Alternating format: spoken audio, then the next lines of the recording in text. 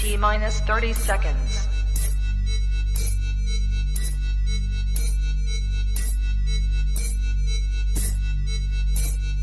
T minus 20 seconds.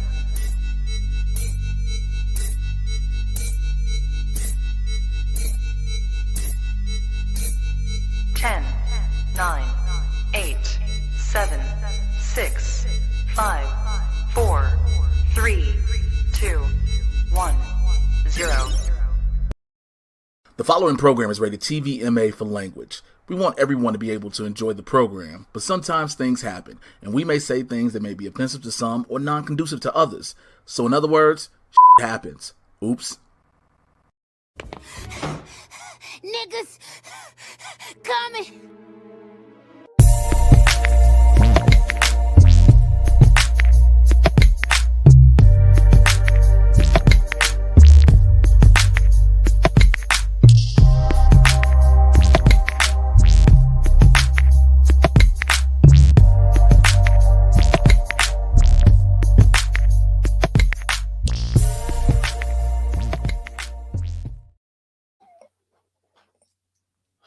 Things look a little bit different, don't they? Oh, I know. Can I not hear you? Is it me? It must be me. Oh, I didn't mean to cut you off, nigga. Why can't I hear It's your gotta ass? be you. See. I knew. It's my damn AirPods. I'm just taking them out. You good? Go ahead. Sorry. See, I was doing my job. I know things look a little different. Welcome to another all-new episode of Blerds N The Hood, man. I am your resident supervillain, Mr. Washington. I'm the Swaggy Blerd Winston A Marshall. Now he can hear. He was like, "Oh, I can't hear you." Like he heard me all before we started and went live. Yes, we are actually live this week. I didn't think we were going to do it, but ladies and gentlemen, here we are. Okay. Thank you for everybody who watched the pre-recorded on last week. We appreciate y'all. We did get a streaming lab from Fantastic. We'll read that a little bit later. But like we said, if you want to send anything for support, all those good things, you can do that. We read them. Yeah, man, and it's a lot. Huh? I was just gonna say, also, just a shout out to the folks that watched Around the Neighborhood. That now that's back, we got I Know You Fucking Lying coming out on Friday, so be sure to check that out as well, man. So just thank you to everybody that's just been supporting the show and rocking with us, man. Well, here's the thing, and this is just before we get into it, because I think this needs to be addressed, and this isn't a bad thing by any stretch of the imagination. We need the neighborhood to help the neighborhood grow. I agree. There's so much more we can do with this show. There are so many more outlets and opportunities we can do with this show. But honestly, and I'll keep it a buck with y'all, if the numbers don't show it, then we can't do it. And so we can only grow this by, we do what we can for the two of us. Shouts out to Matt and Dwayne doing what they can in the background. But we need y'all to tell more people. We need to get look, if somebody wanted to help edit clips, because somebody said they were going to help edit clips, and we need to be able to get stuff out here and keep this Blerds N The Hood Instagram going, all these different things, because I say all that to say Netflix is a joke is going on right now in LA. I'm in Indianapolis. We'll get to that in a second. But I could have submitted Blerds N The Hood for a live show for Netflix as a joke. I could submit Blerds N The Hood for different other comedy festivals, to be honest with you. But we don't have the numbers. So to them, it's not worth it. I know it's worth it. Winston knows it's worth it. You guys in the neighborhood know it's worth it. But in order for that to happen, that is one of the biggest things more than anything is sharing this and running these numbers up like your mama's telephone bill back in the 90s. Ooh, boy, you did that. You had to hit them nights and weekends, or you got an ass whooping. Bro, you get it. You get it. So with all that being said, let's get into it. Mr. Winston A. Marshall.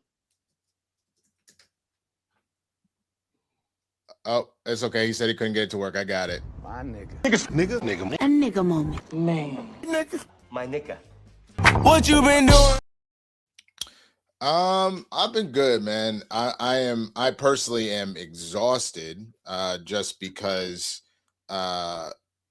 today Kristen had to leave for a family funeral.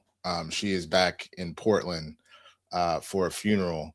So I had to take her to the airport this morning at about 5:30 this morning. So, Jay I'm sure will get into his own discussion here in a minute about how he's holding up, but it's kind of a similar kind of issue where we're just up super early, and then I was walking around kind of like a zombie this morning, got through work and shit. But overall, man, I'm doing well. I trying to think of some of the stuff that's going on right now.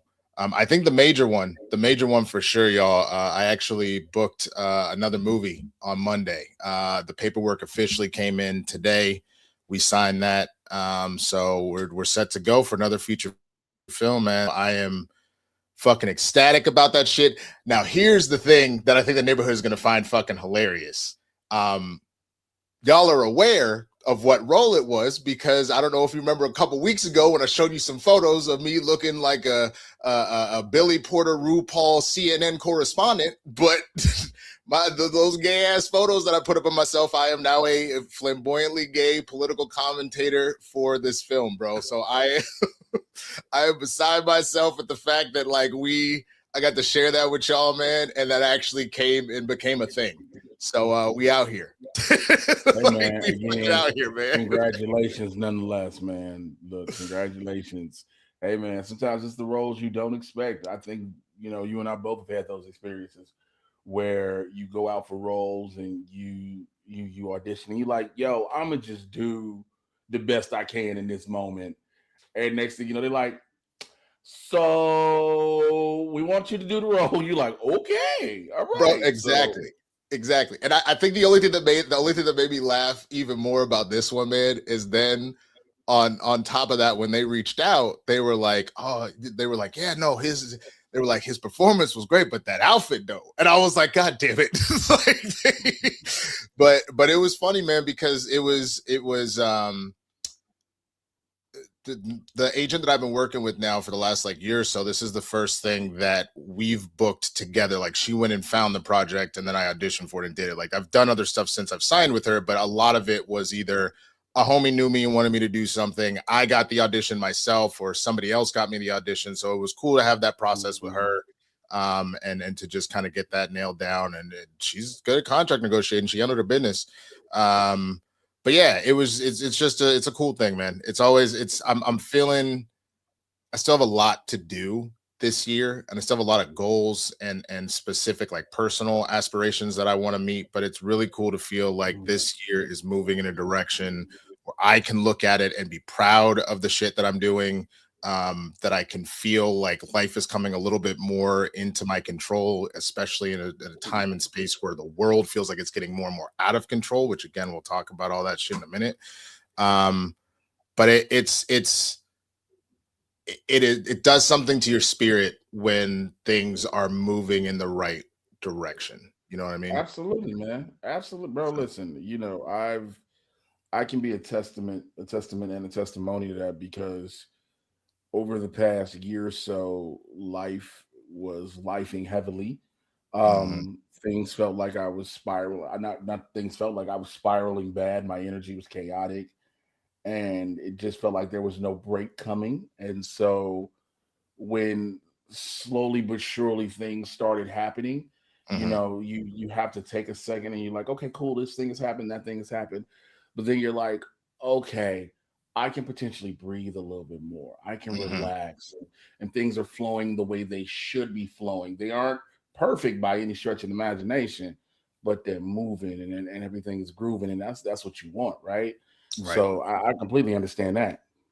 Yeah, no, absolutely, man. So I'm excited about all that stuff, but that's enough about me. Let me ask you the question, Mr. Jay Washington. My nigga. A nigga moment. Man. Nigga. My nigga. What you been doing? So just like you this morning, I hopped up on a flight. I didn't really sleep. I never really sleep the night before a flight. It's just my own anxieties of worried about oversleeping. My flight was at 7:50 this morning. So technically I should have been able to get some sleep, but just couldn't. I am currently in Indianapolis, for those who remember what I was talking about. My son graduates from college on Saturday.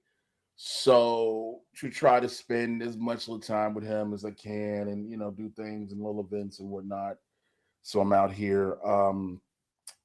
the Netflix is a Joke Fest is happening in LA, like I mentioned. And first and foremost, shouts out to my homie Ron Taylor. And I say people are homies, and a lot of people think I'm just name dropping, but that's really the bro. I've watched that man come up. You know, we've been in these trenches, and Ron won the Kevin Hart Funny AF contest yesterday, and will be getting his own Netflix special, and rightfully so. Also, it goes without saying, shouts out to Osama Sadiq, Reg Thomas, Caitlin Palufo, Olivia Cooper, Winston Hodges, Felicia Folks, Steve Fury, everybody that was in that top 10, everybody that was on that show that I have met throughout these comedy rows and comedy streets, man, to be featured like that and spotlit like that.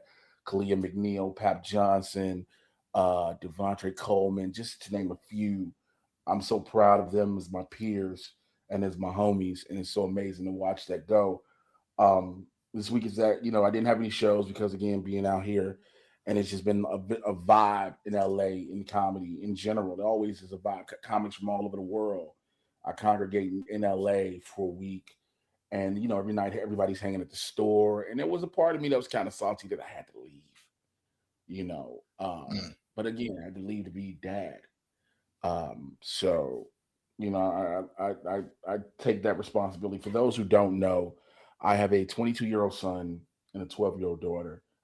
And a lot of times I haven't been the best father at all times, but everybody who knows me knows I've sacrificed a lot of shit just to be their father, to do everything I can. I've sacrificed myself for them, and I will continue to. And so this is where we are. And again, I'm ready to celebrate my son and his accomplishments. Yeah, I didn't really do much over the weekend. I was trying to like fill shows in, and I went and hung out at one of the clubs, and I got to go up on a show. And I've just been trying to keep building and growing.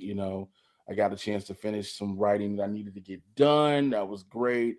Had a last minute audition that you helped me out with, bro. I appreciate that. Of course.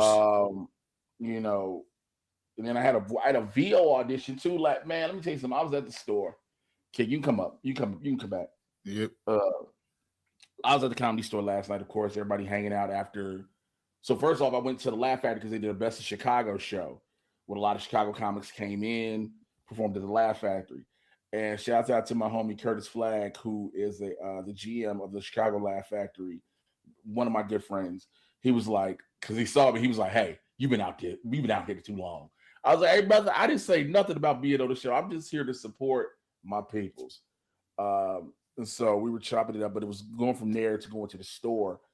And it was just so much good energy, bro. And then it was like, I looked at my email, there's a fucking VO audition. I'm like, and I still got a pack on top of it. And here's the problem. If you know me, bro, I think I overpack every single time. And I don't think I packed enough. I'm always like, do I got enough t-shirt? Like drawers and socks, I'm always going to be good. But it's like t-shirts and shit like that. I'm always wondering, do I have enough of? So I'm like, man, I don't know if I got enough. Also, I was telling Winston, if I don't make it, it's because I don't believe in the hotel where I'm staying at. I'm scared. I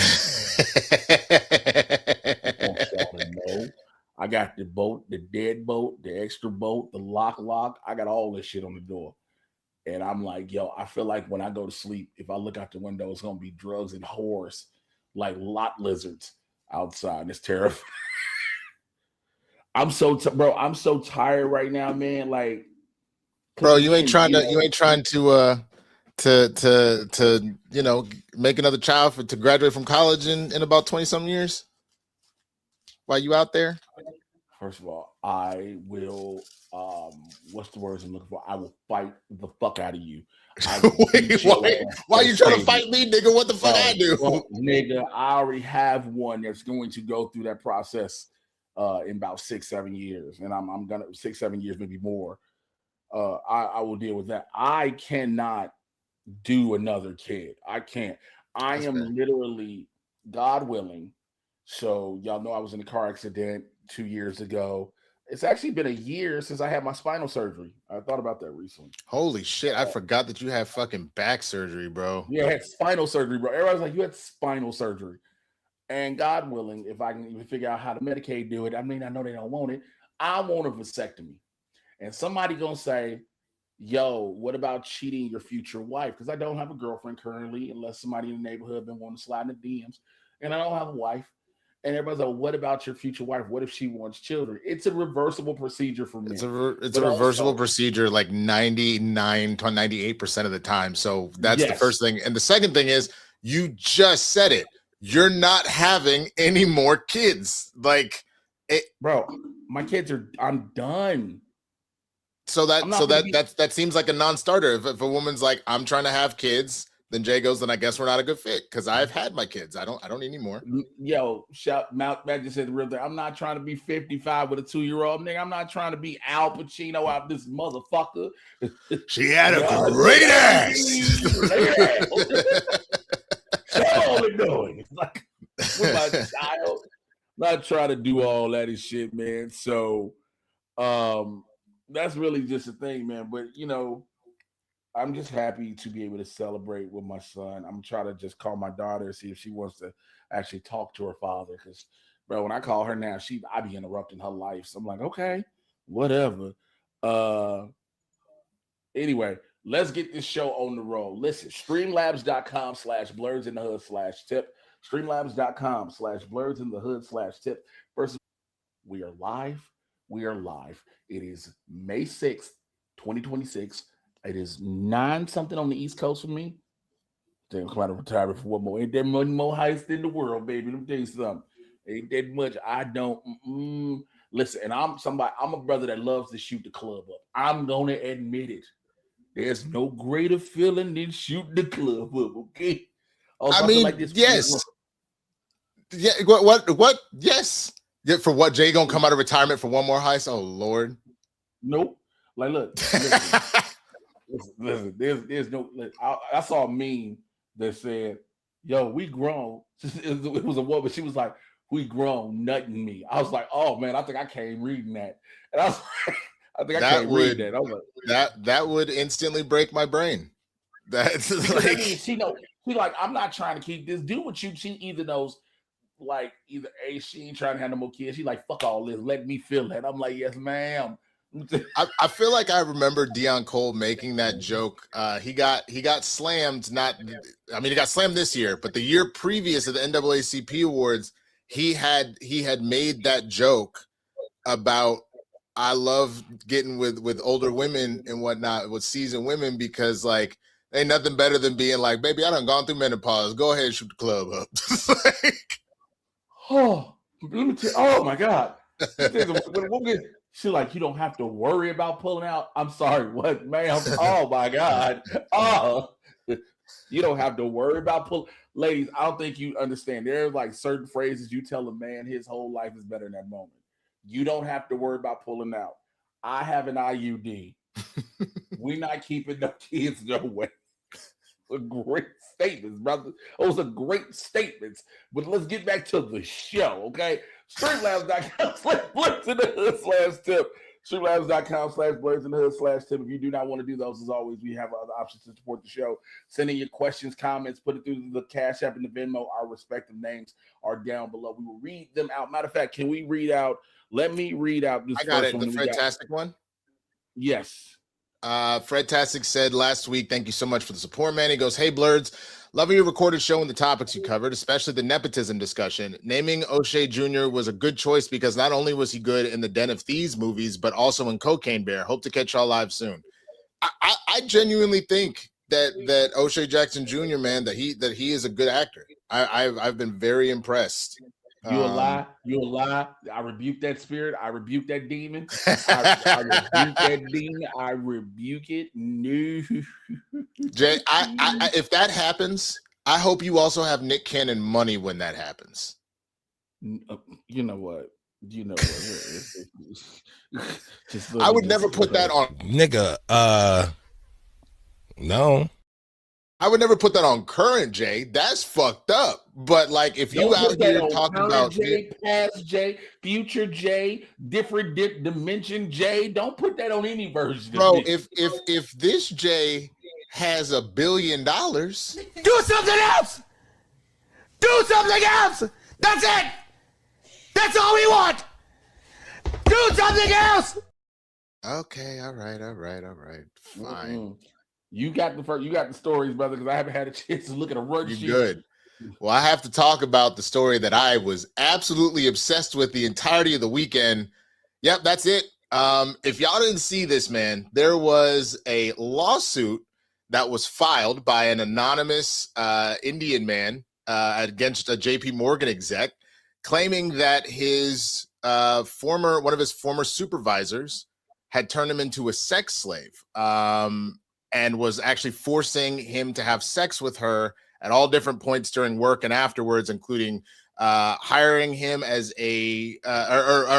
drugging him with Viagra and whatnot, forcing him to have intercourse, all sorts of stuff. Allegedly, when the victim said no, some of the things that she said included, "If you don't fuck me soon, I'm going to ruin you. Never forget, I fucking own you." There were some other remarks that were thrown around, including, "You really think management wants some Indian boy leading our organizations? If you don't have sex with me tonight, I will sabotage your promotion. I bet your little Asian fish head wife doesn't have these cannons," referring to her breasts.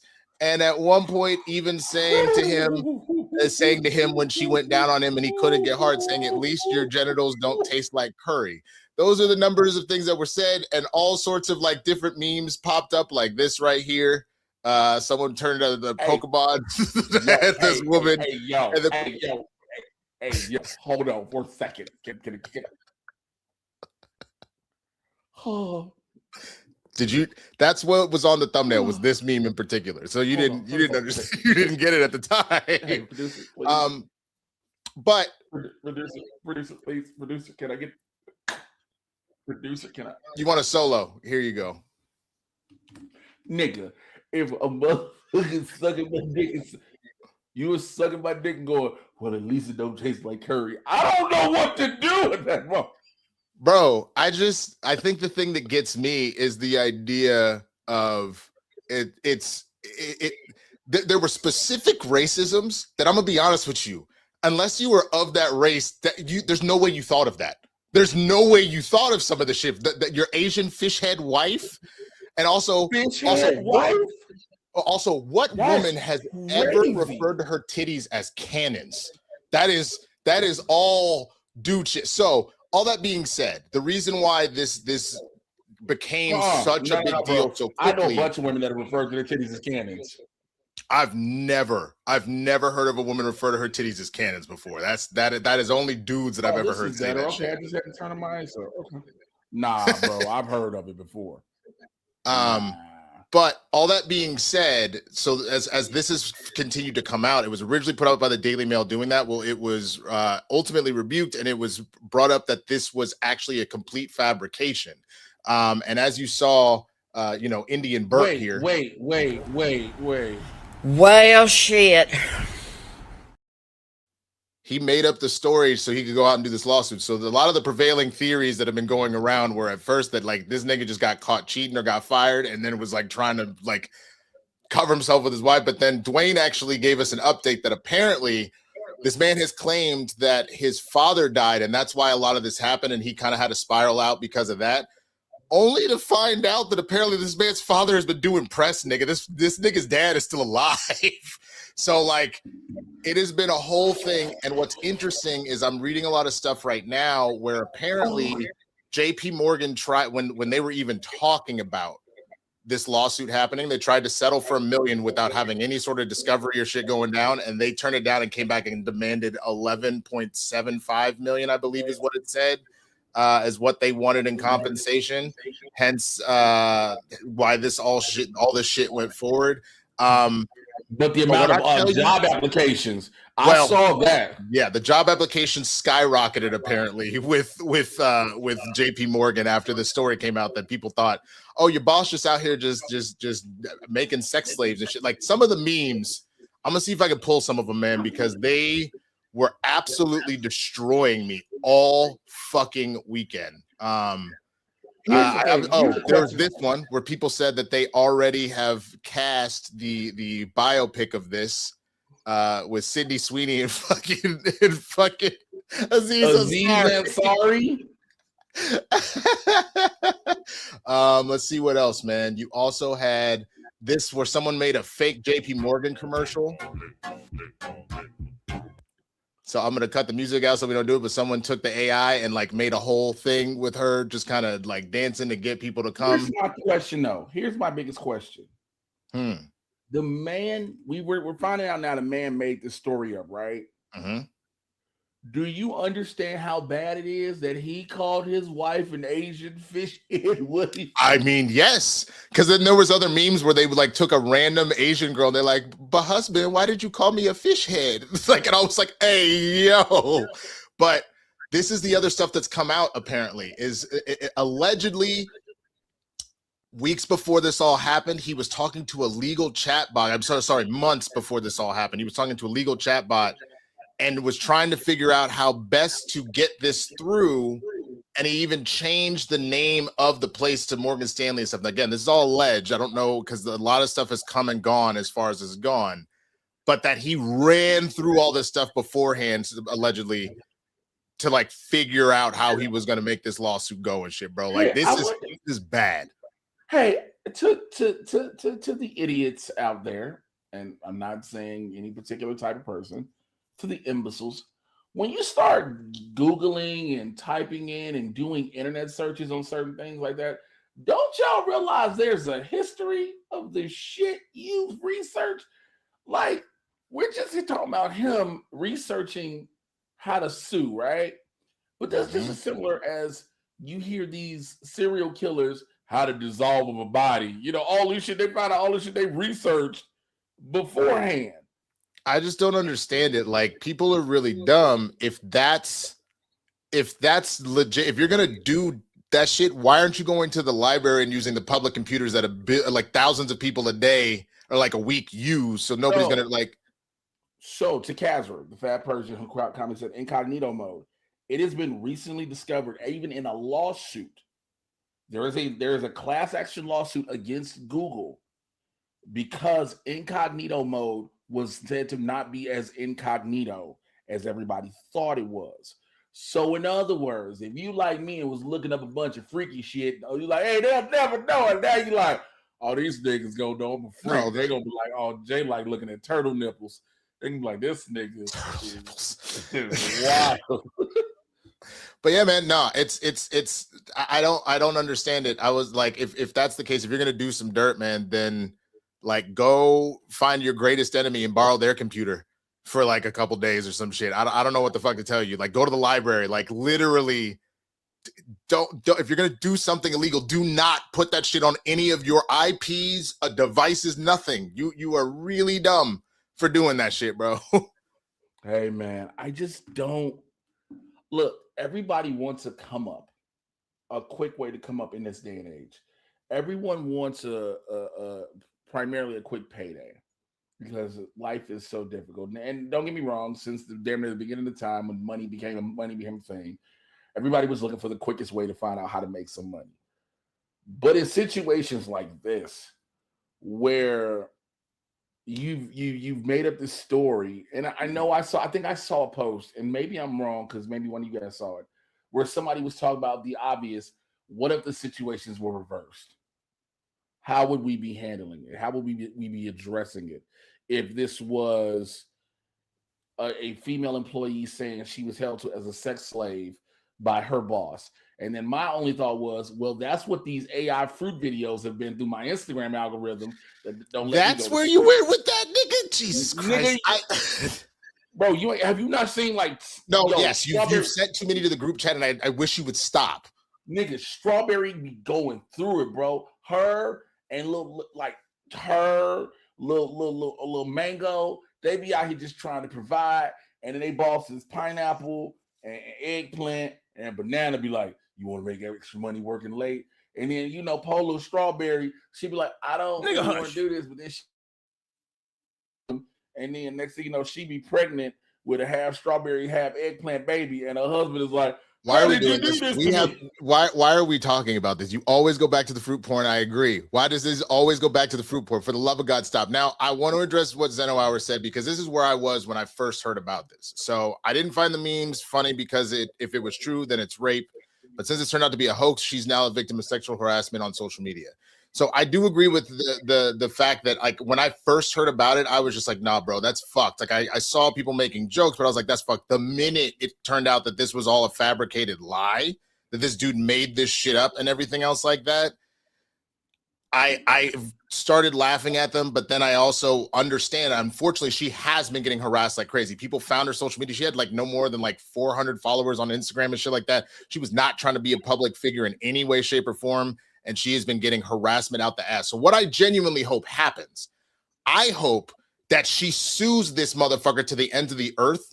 And any of the AI companies that have like made these like porn things of her, I hope she sues them because she's got the bread. Sue them for defamation to the ends of the earth. I think she can sue him for sure. I think that's an absolute given. But her suing the companies, the AI companies, she can sue Daily Mail. She can sue Daily Mail because Daily Mail decided to run essentially with this tabloid shit without confirming that it was real. Yes, so she can make her bread, and I hope she does because this is gonna fuck her life up. It like already has at this point. You know what I'm saying? Like, unfortunately, she hasn't lost a job. Already has. It's done what it's supposed to do. Unfortunately, and that's destroy her. But it was unfounded.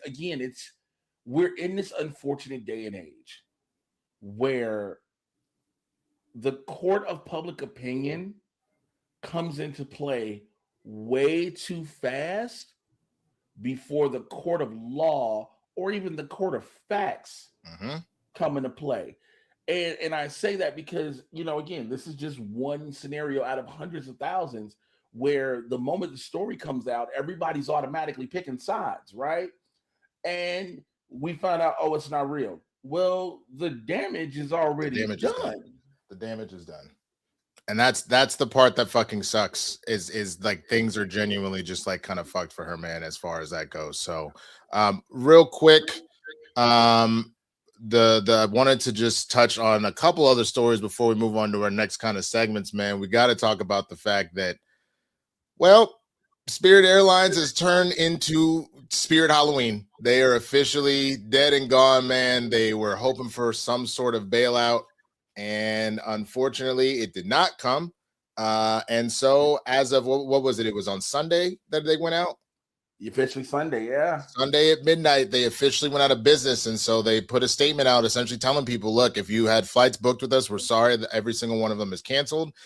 You can go to this website to go and get your refund, but we will not be helping you rebook flights." And I think the thing about it that was so fucked is that so many people genuinely got fucked. I mean, Jay, obviously you did not fly Spirit out to get to this graduation, but think about the people that were using Spirit to get to graduations. I mean, it was the low income airline. Let's just for all the Spirit Airline jokes, for all the Spirit Airline shit talking that everyone did throughout the years, it was how so many people in low income families who could not afford the normal or say traditional flight would go places. Now we all joke about, oh, shorty go fly out to Miami or to Vegas. Yeah, we all knew those things, right? Everybody I know that lived in LA was like, if I got to go to Vegas real quick, I'm gonna hop on a Spirit flight because it's $30. It was dirt cheap. It was dirt cheap. So I get that, but it was a lot. I've been doing a lot of research, again, the business minded part of me. So remember last year, or again, time is pretty much non-existent. Maybe last year or probably year before, JetBlue was trying to buy this, right? Trying to acquire Spirit. Right. Now, people thought that JetBlue was trying to acquire Spirit to help Spirit stay. No, JetBlue was trying to acquire Spirit to get Spirit's planes. They were going to take Spirit out of business regardless. The problem is when you start losing these lower tiered airlines, it affects all the economy. Now, one of the biggest reasons too, and I don't know if you were going to bring this up. If you were, I apologize. You're good. Another reason that Spirit had to shut down is fuel. Well, that was the coup de grace. That was the coup de grace. They were on the ropes. If this was a boxing match, they were holding on by a fucking thread, and then that was the. Yep. And so, because it's also the reason why Southwest. Remember, for those who've flown Southwest before, and I know we keep bringing them up, but remember, they were the thing that everybody's like, yo, you get to sit where you want, and you got two free bags up to 50 pounds a piece. But this was all before they had a fuel contract that ended. So now when they had a super sweet deal on their fuel, now they had to make up they got to spend more money on fuel. So now they got to make that up. But then you start having this go across the board because even now Delta has started saying that it will stop its food, like its snacks and food and drink for short flights.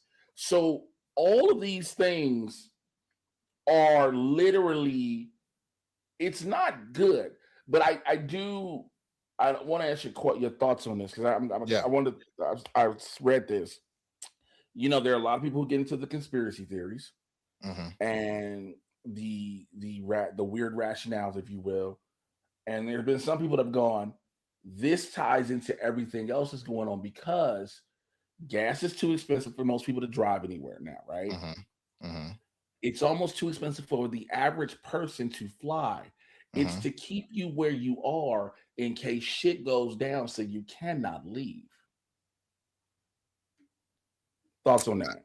I mean, I'm not surprised by it. I am genuinely wondering because they say all the time, if you fail to, learn your history, it's bound to repeat itself. I don't know what these oligarchs and the people in charge are doing because they were the ones just a couple years ago that were freaking the fuck out that a Luigi Mangione became a thing. You want to know the fastest way to make more Luigi Mangiones? Make it that the cheap flights that people were able to put together to go to their kids' graduations or to make it to funerals or to whatever the fuck they're doing, make it that trying to just eat food is too goddamn expensive. You will literally make revolutionaries if you continue to push people to the fucking brink. I'm going to slightly disagree with you. And I'm going to tell you why. That? I think if that was going to happen, we would have hit it. I don't think because they keep dividing us on other smaller things, but it's slowly starting to dissipate. And that's why. Go ahead. But that's what I was going to say is the more that these prices go up, and yes, there are definitely MAGA people that are they're in that cult, full blown ride or die, all that. But the number of random MAGA people that are actually like, yo, fuck this shit because gas is getting too high. You are starting to override some folks' racism and their cult mentality because they cannot survive anymore. Like, that's the thing. The whole strategy of if you keep telling the poor white man that it's the black man and the brown man that's picking their pocket, you can rob them for forever. Yeah, not until, but if they fucking notice your hand, now you have a fucking issue. And it feels like people are very slowly, just the way that they are crashing out over gas prices and shit right now, that things are starting to very slowly shift. But that doesn't mean that it'll automatically happen. It just means they're pushing people to the fucking brink. I hear you. I just still have to respectfully disagree because, again, you have this cult that is literally listening to somebody say, hey, man, you just got to be inconvenienced just so one country don't have a nuclear weapon, and I'm going to inconvenience the fuck out of you, right? So listen, we know it's been 50 years. We say Iran's gonna have a nuclear weapon, but now we finally gonna do something about it when there was already an agreement in place. But that's another thing. That's neither here nor there. But then it's like, every American, y'all willing to pay $8 to $10 a gallon of gas for Iran. You gonna be fine with it. And you have the cult who is literally going through with it, who are like, you know what, he's absolutely right. And not because you have just a small amount of people that are agreeing with it. Go ahead. I don't know why, but all of a sudden, I just heard Trump in my fucking head going, broke niggas stand to the left, my rich niggas stand to the right. The mama, she keep looking at me. I'm gonna knock that pussy out like fight night. Like, I literally just heard this asshole in my fucking head. Yeah, I'm gonna go ahead and step on out, y'all. I'm gonna walk out into the danger. Because I didn't know that was going to fuck. You know what? Don't you put that evil on me, Ricky Bobby. Don't you put that on us. Like, I will tell you this much. It's also just one of those things that, again, you just have to wait until the South and the rest of these states really start to feel. Dwayne just said it best to us. We aren't the French. The French will do it. Other countries have legitimately, no, not even sort of, these other countries in the world recently have been having actual revolutions. We have people who will sit on social media saying we should have a revolution, or, you know, do what we're doing even now, just talking on the podcast saying we should have. We're not. America is not going to do it. We've been so domesticated and just broken down to be so docile. It won't happen. You're not wrong about that, man. We have certainly been like, and it's happening worldwide, but it's really bad here because they continue to push all of this bullshit stuff. And as long as you continue to have these right-wing grifters that you are giving them big ups, either paying them or like come to the White House, blah, blah, blah, that they keep peddling bullshit, it doesn't help. But I'm saying right now, I have noticed even some people that like my dad was telling me about his electrician back home, how he was like a big MAGA person. He is fully off that fucking train. He was like, I to fill up my truck cost me $80. It's never cost me more than like $45. He's like, I'm fucking done. So it's not a one for one. There's a lot of steps that have to happen in between, but it at least is starting to move in that direction. And I think a big thing that which is why we got to talk about the Supreme Court in a minute here. There's a reason why there was a big push to overturn those districts as fast as they could, because they needed to try and stack some sort of deck. That you can see the numbers are not good. So they had to do something. But before we get to that, because that goes into the next story of now, you can pull up the graphic more than likely, because the Voting Rights Act has been gutted, right? Mm-hmm. And because of this, because now it has been allowed in Louisiana for them to basically eliminate black districts. Yep. Basically eliminate black districts. Like none of them exist. And so now all these other southern states are starting to do it because they're like, oh, well, we can hurry and do it, because they're trying to, like you just said, the numbers, the polling is showing there's going to be such a shift come the midterms. Now, again, going back to your statement earlier, and I know we'll get further in depth on the voting rights thing. If this was the case, if people were really going to push back, it wouldn't matter how much redistricting you do. Yeah. It wouldn't matter how much gerrymandering you do. You get what I'm saying? Well, and again, like I said, I think that the big reason why the first priority, other again than just straight racism, was to get ICE up in these streets and to get people used to seeing this fucking guerrilla unit just going out and abusing people, and not just like brown immigrants that they're throwing out, but specifically that they're out here willing to just murder citizens. Is they're trying to get people used to the fact that say it correctly. They're willing to murder white people. No. They've always been. See, that's I guess. No. Oh, you're saying as far as what changed? Yes. Okay. Yes. Then yes, they are willing now, more so than they ever have, to murder white citizens as well. That's the other thing that has been kind of popping off as far as this goes. But yeah, no, the Supreme Court gutted the Voting Rights Act, and so here we are, man. Like, I mean, you have already seen a number of states get hella busy to try and essentially screw over a lot of these elections that are these primaries and whatnot that are happening. So if there was ever a time for people to really like lock in and try and vote some of this power out, I know obviously that we're not pleased with the shit that Democrats have been doing either, because they've been softer than baby shit, but fuck, people have got to lock the fuck in. Can I ask you a question? Yeah. And this may spark a good discussion. You just said something about that. The Democrats have been softer than baby shit with everything going on, right? And I know probably our producers may feel a certain way, and even members of the neighborhood, but I've been one of these people that's been very vocal about this when I keep hearing this statement. How the Democrats have been so soft on everything going on. They haven't done anything. What are they doing? When the fact is, they can't really do anything. Well, so Jay, here's just an example of you know what I mean, right? Huh? Because they don't have any power in any branch of government. No. But listen.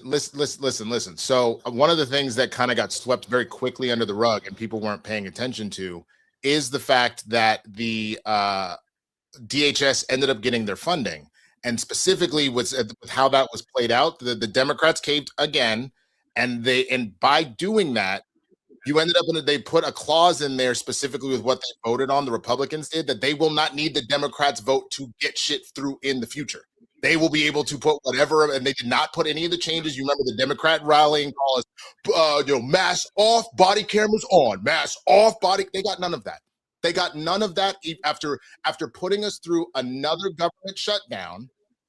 They did not hold their ground, and you ended up in a scenario where now the Republicans do not need them for it. So that's what I mean. If you're going to draw the line in the sand, then draw the fucking line in the sand and do not let up. Because at that point, everybody was aware that it was the Republican happening. Yeah, but I hear you and I agree. I don't want to take up for anybody, and I don't want it to seem as if I'm doing so. I look at it from this perspective of, we saw what happened when this shutdown lasted so long last time, right? Mm-hmm. And how people started really getting fucked over. Like, yo, me, the average American person was struggling on shit even more than normal. Mm-hmm. And it was going down that path again. And it was like, all right, so what happens if it happens again? Then you just sit there and say, well, it literally ties into what I said earlier about how Trump said, oh, we're willing to suffer so one thing doesn't happen. So you're telling me Democrats should be like, oh, Americans are willing to suffer, so this doesn't. It's a real. We've been. That's no, Jay. It's this. I'll tell you this much. If me and you were hanging out and you were like, bro, I'm gonna need you to cause you like some pain and shit, but it'll be good for us in the long run. And then we do the thing, and no good came of it. You just got me punched for no fucking reason. I'm fucking furious. So do not drag me into this fight if you're not going to fight it. Because remember, one of the reasons the first shutdown happened was to protect the premiums for Obamacare. And they believed, the Republicans, when they said, just we'll deal with it in January. We just can't put people through this government shutdown anymore. We got to get past it. Jay, let me ask you this question. When have they ever brought back up fixing those premiums or undoing any of that? They didn't. They haven't is the answer. The same thing is happening here. So to that point, either don't start this fucking fight if you're not willing to fucking finish it, or finish the fight. Don't get me punched for no fucking reason. This is that Megan sketch of Megan running her fucking mouth, and then a nigga has to cash a check that he didn't write. God damn it. Okay, I hear you in that regard. I hear you. It's at the end of the day, no matter what, it becomes all show and theatrical, because again, you don't have the power to really do anything anyway. You're going to catch a bunch of people saying, well, why are you letting this still go on? Oh, it's just going to keep going on. You even had Republicans who were like, yeah, we'll let this sit and stay and happen as long as it needs to. And their constituents were like, well, it just got to be that way. We're at a point where this cult that has taken over the country, not the government, the country, believes as long as they can make every other motherfucker suffer, it is worth it. And that is what's been happening. Yeah, I agree with you. Before we get to more stories, streamlabs.com/Blerds in the Hood /tip. Streamlabs.com/Blerds in the Hood /tip. Thank you so much to everybody that has supported so far. We are $30 away from our first shot this evening. And I will take my shot. I will probably go to a bar or something and take some shots, but I can't take them here. If I got to take also, just so y'all know, if I got to take multiple shots, that's fine. My son will take them with me. Bro, you got to put that shit on your IG story. In that case, you think I'm not? In that case, y'all go ahead and donate in, because I want to see that shit. That's hilarious. I got my shit right here.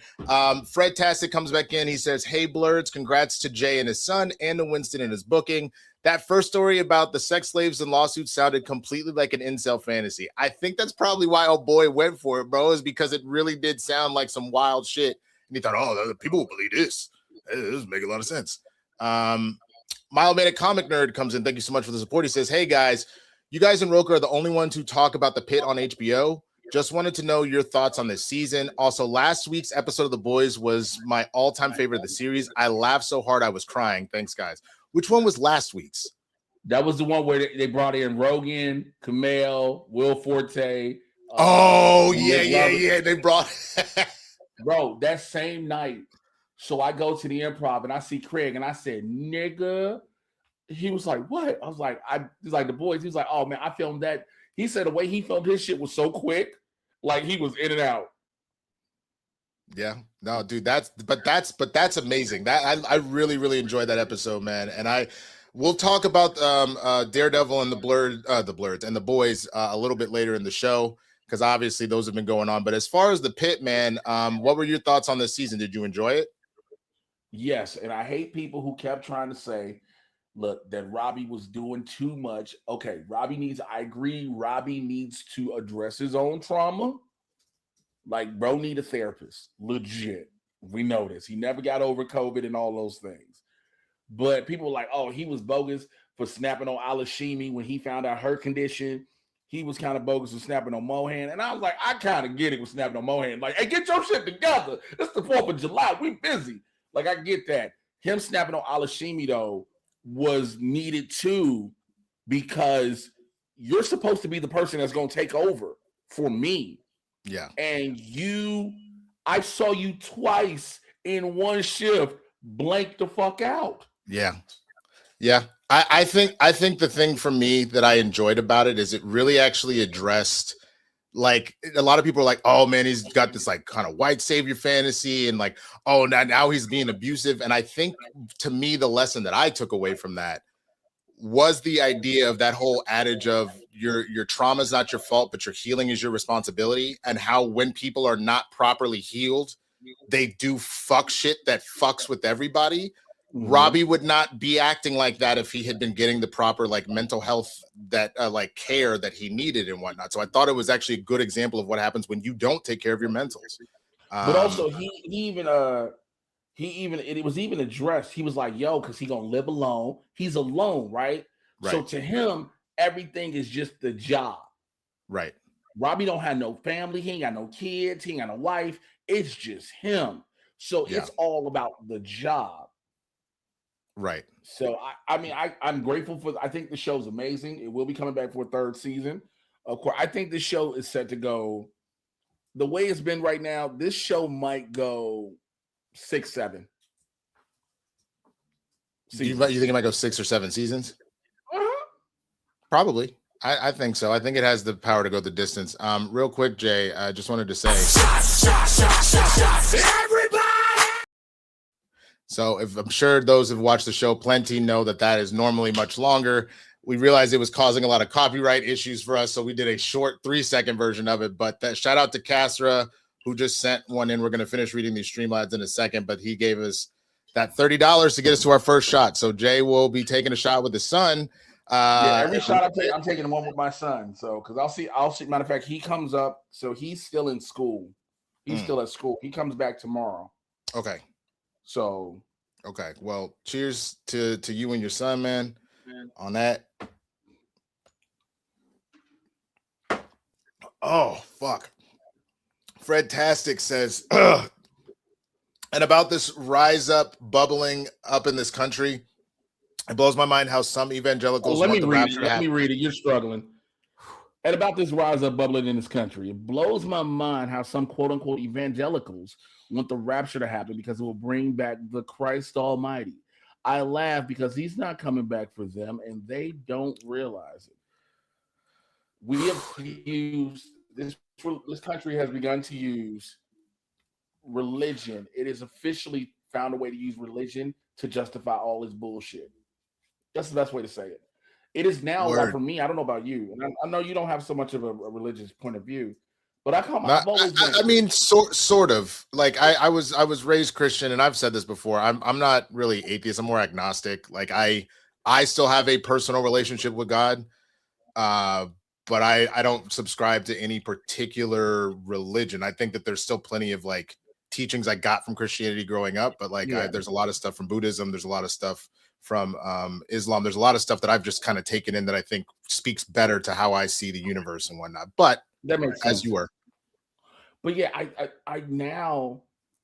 I've always, when I was growing up, I was like, oh man, you hear people who are Christians, you're like, that's kind of cool. You know, you decided to do these things, and I have my faith. And I don't ever push my faith upon anybody.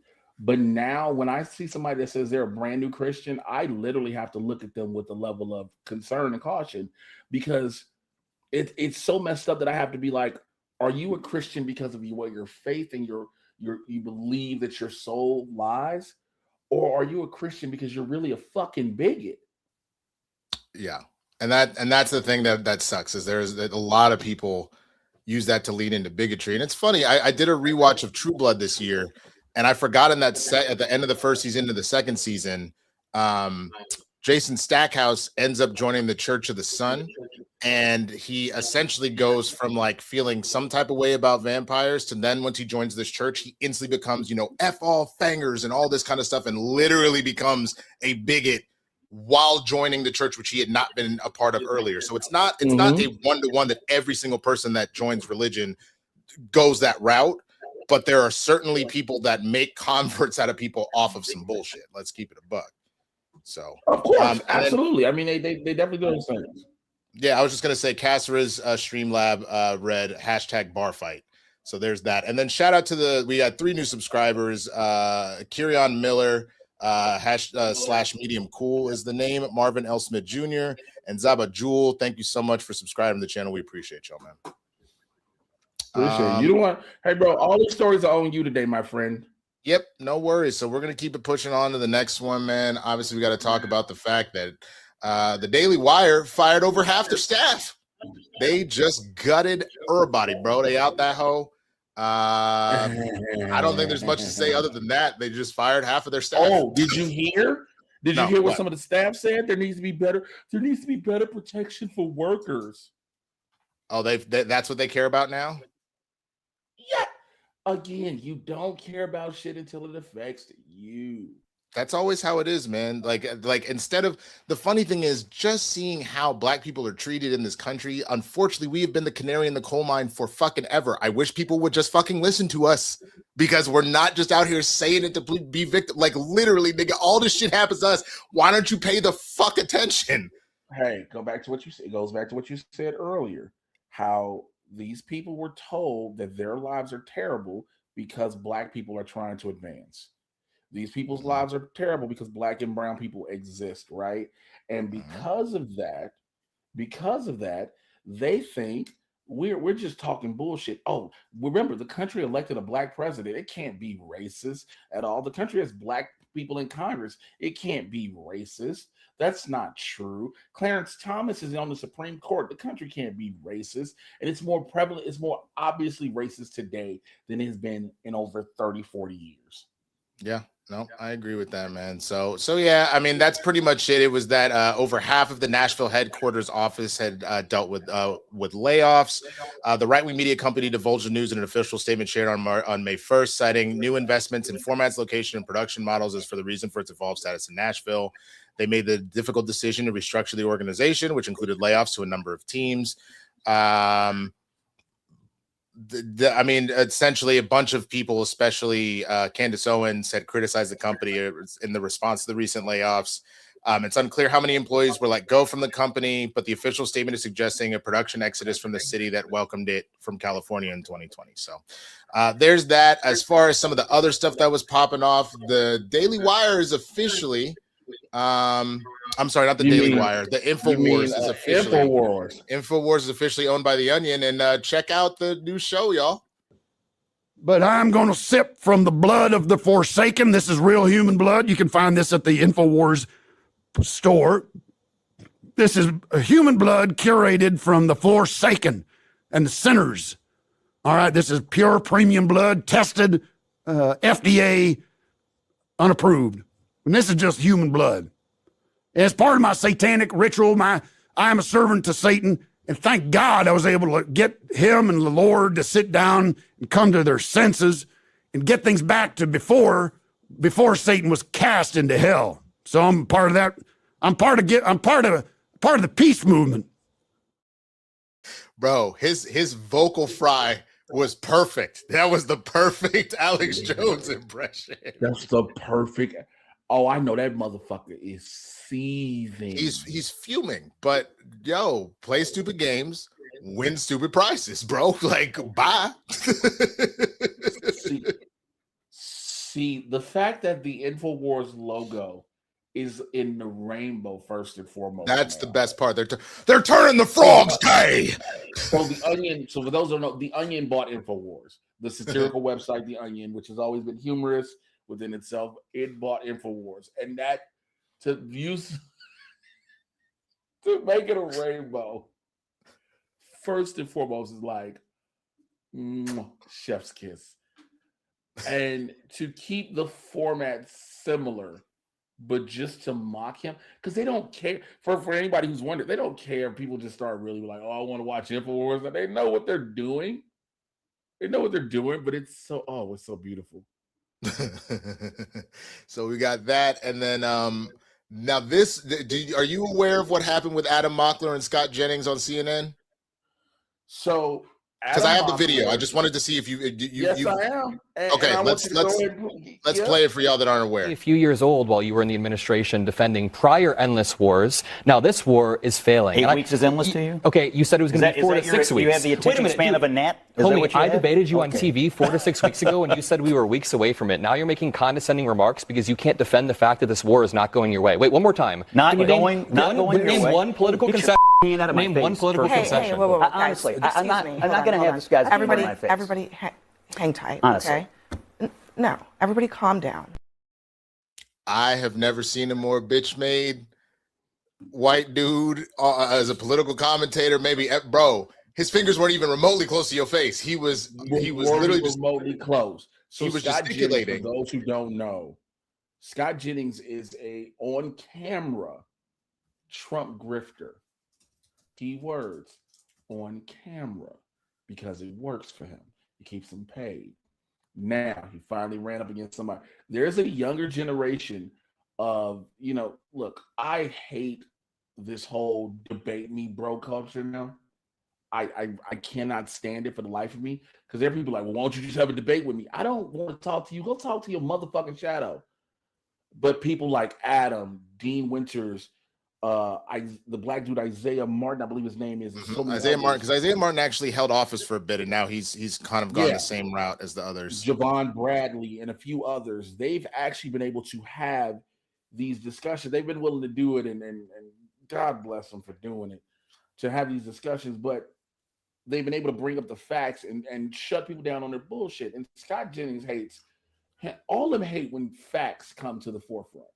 No, he's a little bitch, man, because like he wasn't just a talking head. Like back in the W administration, he had served as a staff member on Bush's presidential campaign in Kentucky in 2000. He was executive director of Bush's 2004 re-election campaign in New Mexico. He has been an advisor to Senator Mitch McConnell and was a part of his campaigns in 2002, 2008, and 2014. So he's not just on the news and all that. He's also worked on these campaigns. But again, you got to see how, like, I notice, like, I'm on his wiki right now. I noticed that he's got 4 kids. It's kind of wild that those 4 kids got to see their daddy be a little bitch, because essentially the only thing that was done is Adam presented you with facts of things that you said, and you had a meltdown. You had a full-blown meltdown, which is so funny because most of the time when you see a lot of MAGA folks going at the left being like, y'all snowflakes, y'all look at the liberal tears, blah, blah, blah. The minute you even say one thing of being like, oh, hey, like, I heard you guys don't have SNAP benefit. Shut up, you libtard! Get on my face! Don't you fucking talk to me like this! Literally what Scott just did. So, hey, how are you and me, Ma, eating?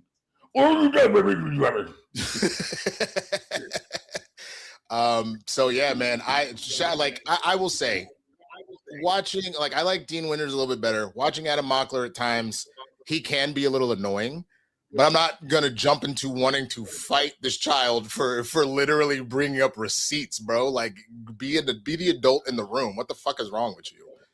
So Zeno Hour brought up a good point, and I want to address this for a second. He says Abby Phillips deserves a massive raise just for sharing space with Scott Jennings, rotten Nate's bitch ass. Here's the problem. They are all going to have to share more space with them. They are all going to be infiltrated by them because of the acquisition from Paramount to Warner. It is, yes, you are supposed Fox woman. That you mean from Warner to Paramount?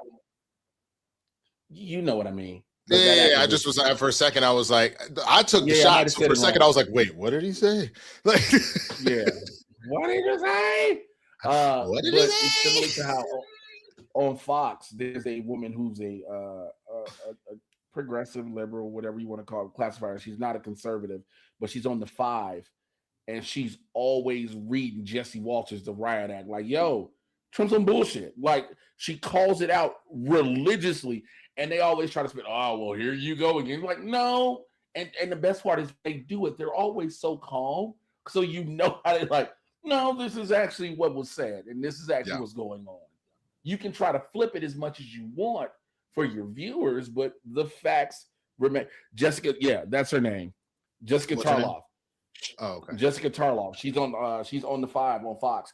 She gives them I see clips of this all the time. She be giving them business. Cause he be like trying to talk shit. She be like, well, actually, and then she breaks down the actual facts calmly, and he's like, well, you know, that's what are you trying to say? It's like, no, I'm just saying exactly what things are. And again, you're trying to spin it as, oh, look at you being crazy and blowing things out of proportion. It's like, no, these are the actual things that are happening. Yeah, no, that is 100% fair, man. Which I gotta say, let's see, we did that. Again, we talked a little bit about the Supreme Court and them overturning voting rights, but they also temporarily restored access to mifepristone. Sorry, I always pronounce that wrong. Say it 3 times fast. Which the abortion pill. Essentially, they have put a stop on the lower court's ruling of that not being allowed to happen because I think if I remember the citing of it specifically was because of challenging of the FDA stuff. It's not a permanent ruling that's set, but at least temporarily, mifepristone can be ordered and temporarily through the mail. I just want to sit back and watch him say it. I'm not going to try to correct it. No, I noticed you were just going to let me flounder, man. So that's some temporary good news. But again, we know that this is a kangaroo court of a Supreme Court. So yeah, bro. Listen again. They went for the coonest of coons to discuss why gutting the Voting Rights Act is okay. Yeah, they said as long as you can prove that you're doing it politically and not doing it based on. You're doing it politically and not based on race. And it's like, we know it's based on race. And then the thing with for those, look, this show covers the culture spectrum, right? This is what we do, myself and Winston. We talk about everything from pop culture, news, sports, politics, all that other good shit and across the board. But let me just say something real quick. For those who don't understand why they are trying to ban the abortion pill, why they are trying to ban abortions in general, it is so they can have more white babies. I know it's going to sound hella racist to say that, but this is the actual fact because go ahead. I don't know if you watch enough Fox News. I try and watch some so I can know what stupid shit they're talking about. But yeah, that's the whole argument about them being like, well, teen pregnancy is down. You know, they're just not having kids. And then you have the other white woman being like, you need more people to just.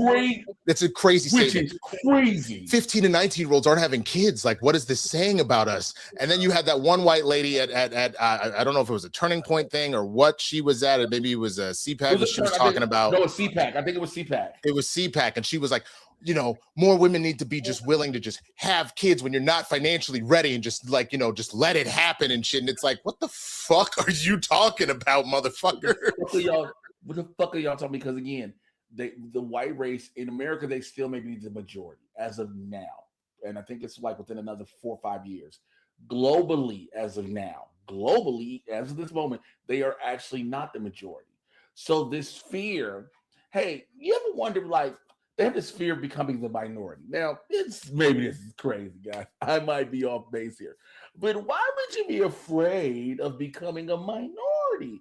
It's almost like minorities are treated a certain way. I don't know. Who am I to say? Yeah, pretty much, man. But streamlabs.com/Blerds in the Hood /tip, streamlabs.com/Blerds in the Hood /tip. We got 2 more that came in. First from Joseph Ashley, who says, do you think Mayor Bass' issue is she's taking the blame for LA County while mayors of burned areas stay quiet when she can only control the city of LA and not making it clear?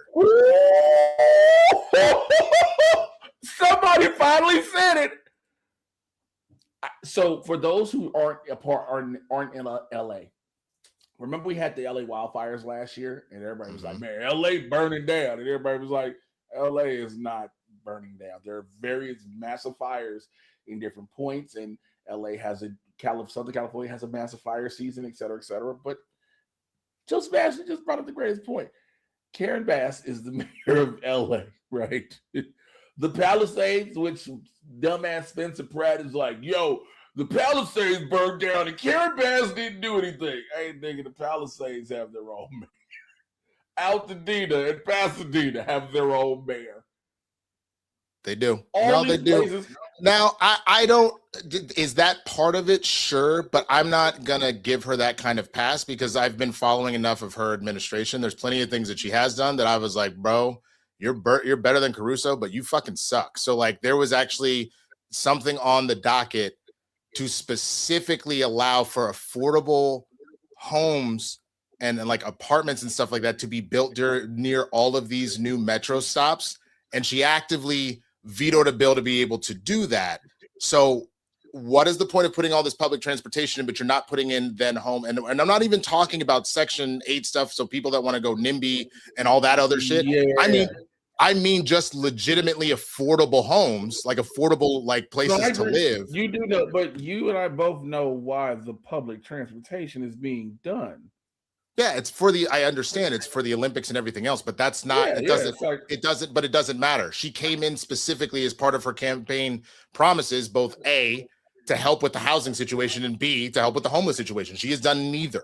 So like, I don't think there's a single mayor that can. I agree with you, but here's the problem. She has not put anything forward, and the stuff that has been put forward by some of the other city council people and all that kind of stuff, she's just actively vetoed and not offered any sort of alternative.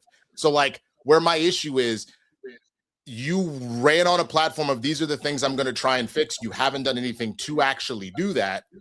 And you've allowed yourself to get slandered by some other shit like the fires and whatnot, man. So like, I'm glad she kind of put like, she was out of town. I'm like, there was an actual official reason why she was out of town. There was an official reason why she was out, but yeah. There's an official reason.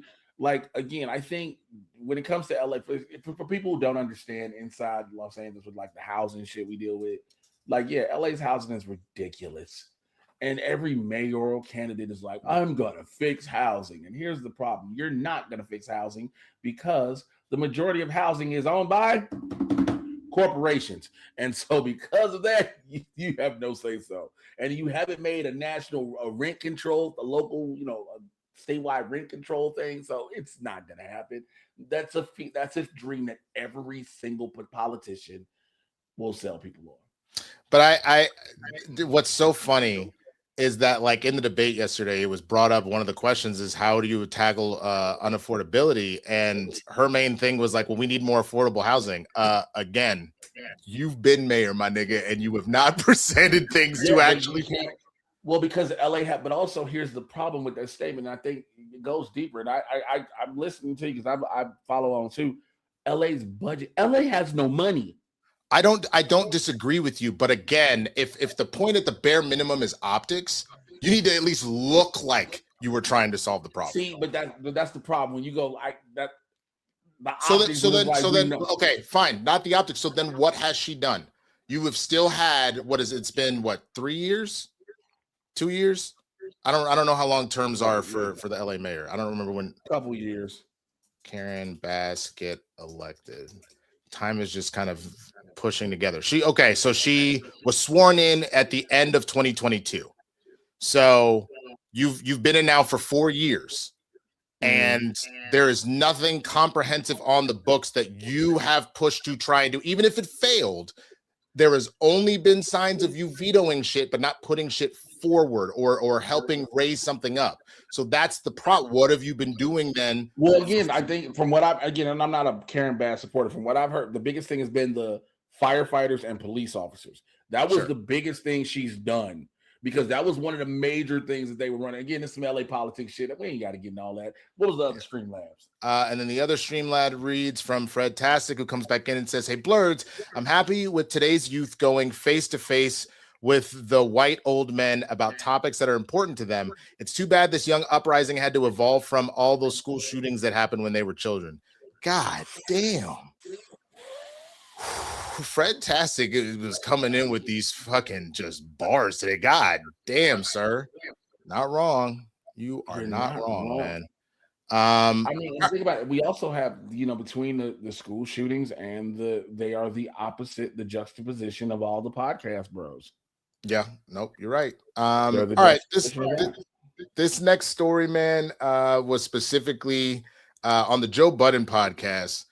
You actually had somebody on the podcast actively say that Tupac's All Eyes on Me is not a classic album. It's actually a very skippable album. I'm just going to play some of those videos so you can see. Check it out. Now, when you take an album I was in high school when that's what I was about to you took the words on my mouth. Like, yo, dog, I was outside and I felt the songs. It means different, bro. What we do to albums today is not what we did to albums back then. If you were a teenager, there's no conversation with other R&B albums that at that point might have hit us a certain way because of what we were doing and how we were hearing them. And then when we listen back today, we understand, it ain't really all that today, but it's a moment thing. If you go skim through that and you remove your personal bias from how you personally feel about the times and you start really listening to the records, because I love pop more than people. Yeah. All right, let me pull it's gonna be hard for me. That's my shit. I'm not doing this. This is stupid. This is stupid to me. But this is getting stupid to me now. I'm not. But this is getting dumb to me now. It takes more than 5 songs to be a classic. But this is stupid. It's way more songs. Next one, the 12 America's Most Wanted. We already know. Mute up, nigga. Goes downhill after here. After where? After here. No, it does not. And this is why you can't talk Pac with everybody. Yo, niggas gotta stop talking about Pac just to be a part of the conversation. Stop. Leave that man alone. He's not the one or the two. Never. Stop. Not getting mad. You niggas piss me off. The speed at which that man immediately was like, well, wait a minute. Okay, hold on. I ain't even, maybe I don't know. Well, come on. It's gonna go down here after this. I need us to stop immediately trying to rewrite history about shit and try and pretend like things aren't the way that they are. Yo, okay. So first and foremost, skippable was not a thing back in the day.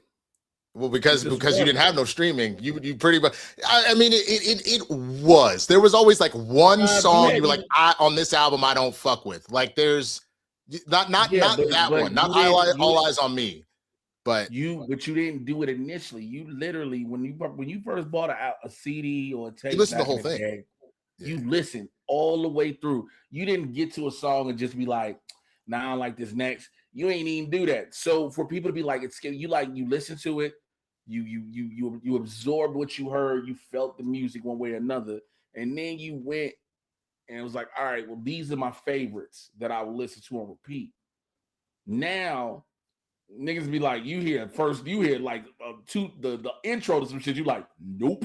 Niggas be like, nope. And that's the problem with, I think, the way people look at music, listen to music now. No, I agree. That was so much hate to All Eyes on Me is skip. Come on, man. And which the problem with that is too is like you have to ask that next question that I hate people have to ask. So how you feel about Biggie then? Because it's coming. It sounds like it's coming from a place of bias. I mean, it does. I need people to not like when he made that statement. I'm sorry, and this is the what? problem. Y'all think that's bad. Y'all should have seen Ebro's Thriller is the McDonald's of albums. Excuse me? Who the fuck said that? Old man Ebro over on Hot 97 in New York. Bro, he must be smoking the good shit because are you out of your mind? That is a perfect album. Why is y'all with these trash? I get it. Okay, people can have opinions. People can have thoughts, all that shit. We good. We get it. It's established. But motherfuckers are having these hot takes for clicks. Because there's no way you can realistically say in your spirit and believe Thriller is the McDonald's of nigga. What?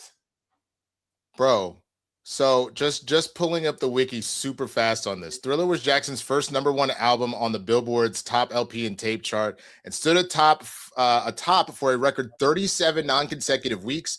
The album's second and third singles, Billie Jean and Beat It, topped Billboard 100 chart, while The Girl Is Mine, Wanna Be Starting Something, Human Nature, PYT, Pretty Young Thing, and Thriller were top 10 hits, setting a record for the most top 10 hits from one album. Sales of Thriller surged after Jackson debuted his signature moonwalk dance at Motown 25. Obviously, it did again when the Thriller music video dropped. And by early 1984, became the best-selling album of all time with sales of over 30 million copies. It's also certified 34 times platinum. So what the fuck are we talking about? Like that is a perfect album. Like, I don't fucking. That's an insane ass take, bro. It is. That's it is insane.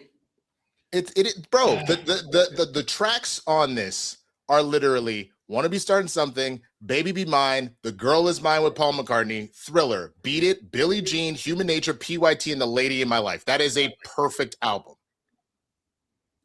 There is not a single skippable song on that album, sir. I don't know what we're doing. I mean, I do. That's the problem when everything about this era is rage bait. If everything is rage bait, you're gonna have some wild takes because that's gonna cause people to come in and pay attention to you all of a sudden. I to this day still think that girl that was like Klay Thompson wasn't famous until she started dating Megan Thee Stallion. I believe she did that because she knew it was going to draw eyes to her. You know, there's a lot of off the wall, asinine takes I can make on this show, and I think I'm gonna start doing them on purpose. Just for the clicks, just for the clicks. I need you to do me a favor, just warn me, or at least put yourself on a solo and don't involve me in that shit. Nah, nigga, you gonna be here right with me. Nope, not gonna even tell you when it happened.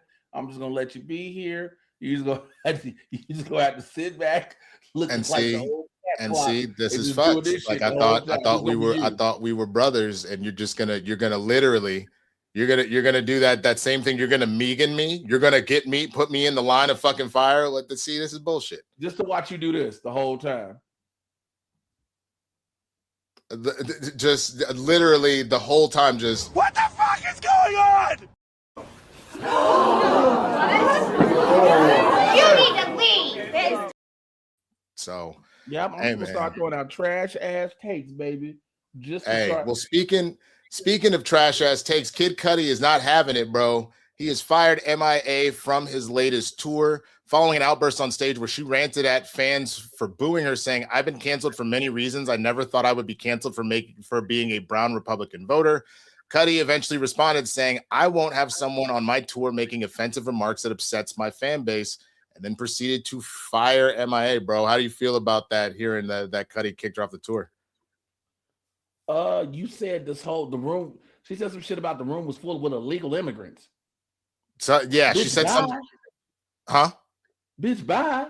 She can go. She can go. I mean, like, again, I think the part that people keep forgetting, bro, is that freedom of speech, yes, but not freedom of consequences. And the only thing that it's directly protecting you from is the government persecuting you. But if an employer goes, "Nah, I don't stand for the morals that I stand for," they can fire you. So, like, because it's not like they're not firing you for being a brown woman or anything like that, where now it's a racist sort of scenario and you can call in a civil rights lawsuit. It's literally, "Nah, this does not stand with the morals that I personally stand for, so you can get off my tour." That's how that shit works. So I'm not gonna have you cuss. I'm not gonna have you making my fans feel unwelcome. Absolutely not. Absolutely the fuck not. So she can 1,000% get going. Do a Morgan Wallen thing or whatever. Go on, do that. No, achy breaky heart some fucking where. Oh shit, man. Why did that take me back? I don't know if you rewatched the Around the Neighborhood, bro, but we started clowning to talk about that achy breaky heart shit. I don't remember which one. About how we were talking about the whoever sent in that story to us about how they were talking about the 3-song playlist. Oh, yeah.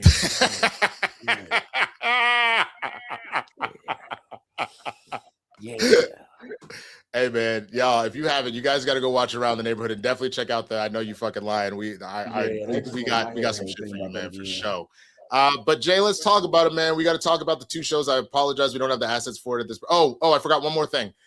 Before we get to the shows we're watching, you've heard about this cruise, right? Blow that bitch up in the sea, but they should have. I'm sorry, they should have. They should have. So yes, I've heard about it. Go ahead and tell people.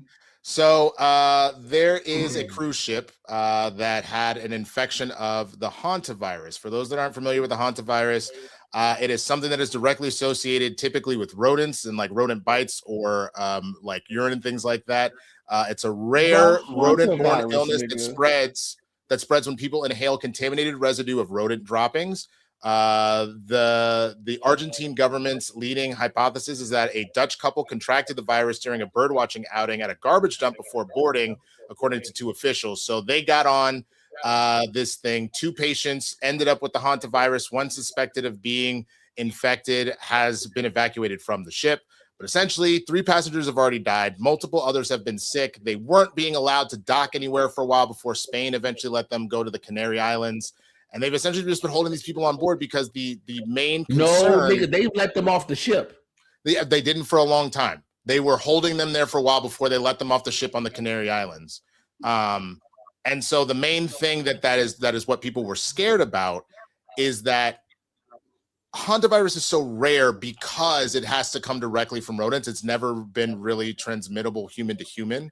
But if it had evolved to do so, the hantavirus, as of last reporting, was saying it roughly is fatal in about 35 to 40% of patients, which is significantly higher than what COVID was. So the concern is if this thing has now learned how to jump human to human, you're talking about COVID shit on an expedited level, and throw in the fact that not only has America left the World Health Organization, so that's fucking fun, you also have to throw in the fact that the damage that was done with people that instantly became anti-vax and were never being shut down again and all that shit. If a mass outbreak happens with us not being in WHO and all that shit, we are genuinely fucked. The hantavirus killed Gene Hackman and his wife. That's what his wife died from. Yep. Him and his wife died from the hantavirus. Did she also die? Or did he also die from it? I think he had a heart attack or something like that, but the hantavirus was involved. I want y'all to understand the hantavirus is a plague. Bro, it's essentially the bubonic plague.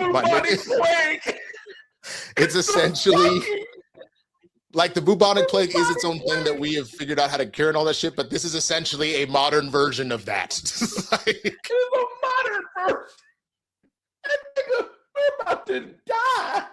Because we have a racist, a rapist,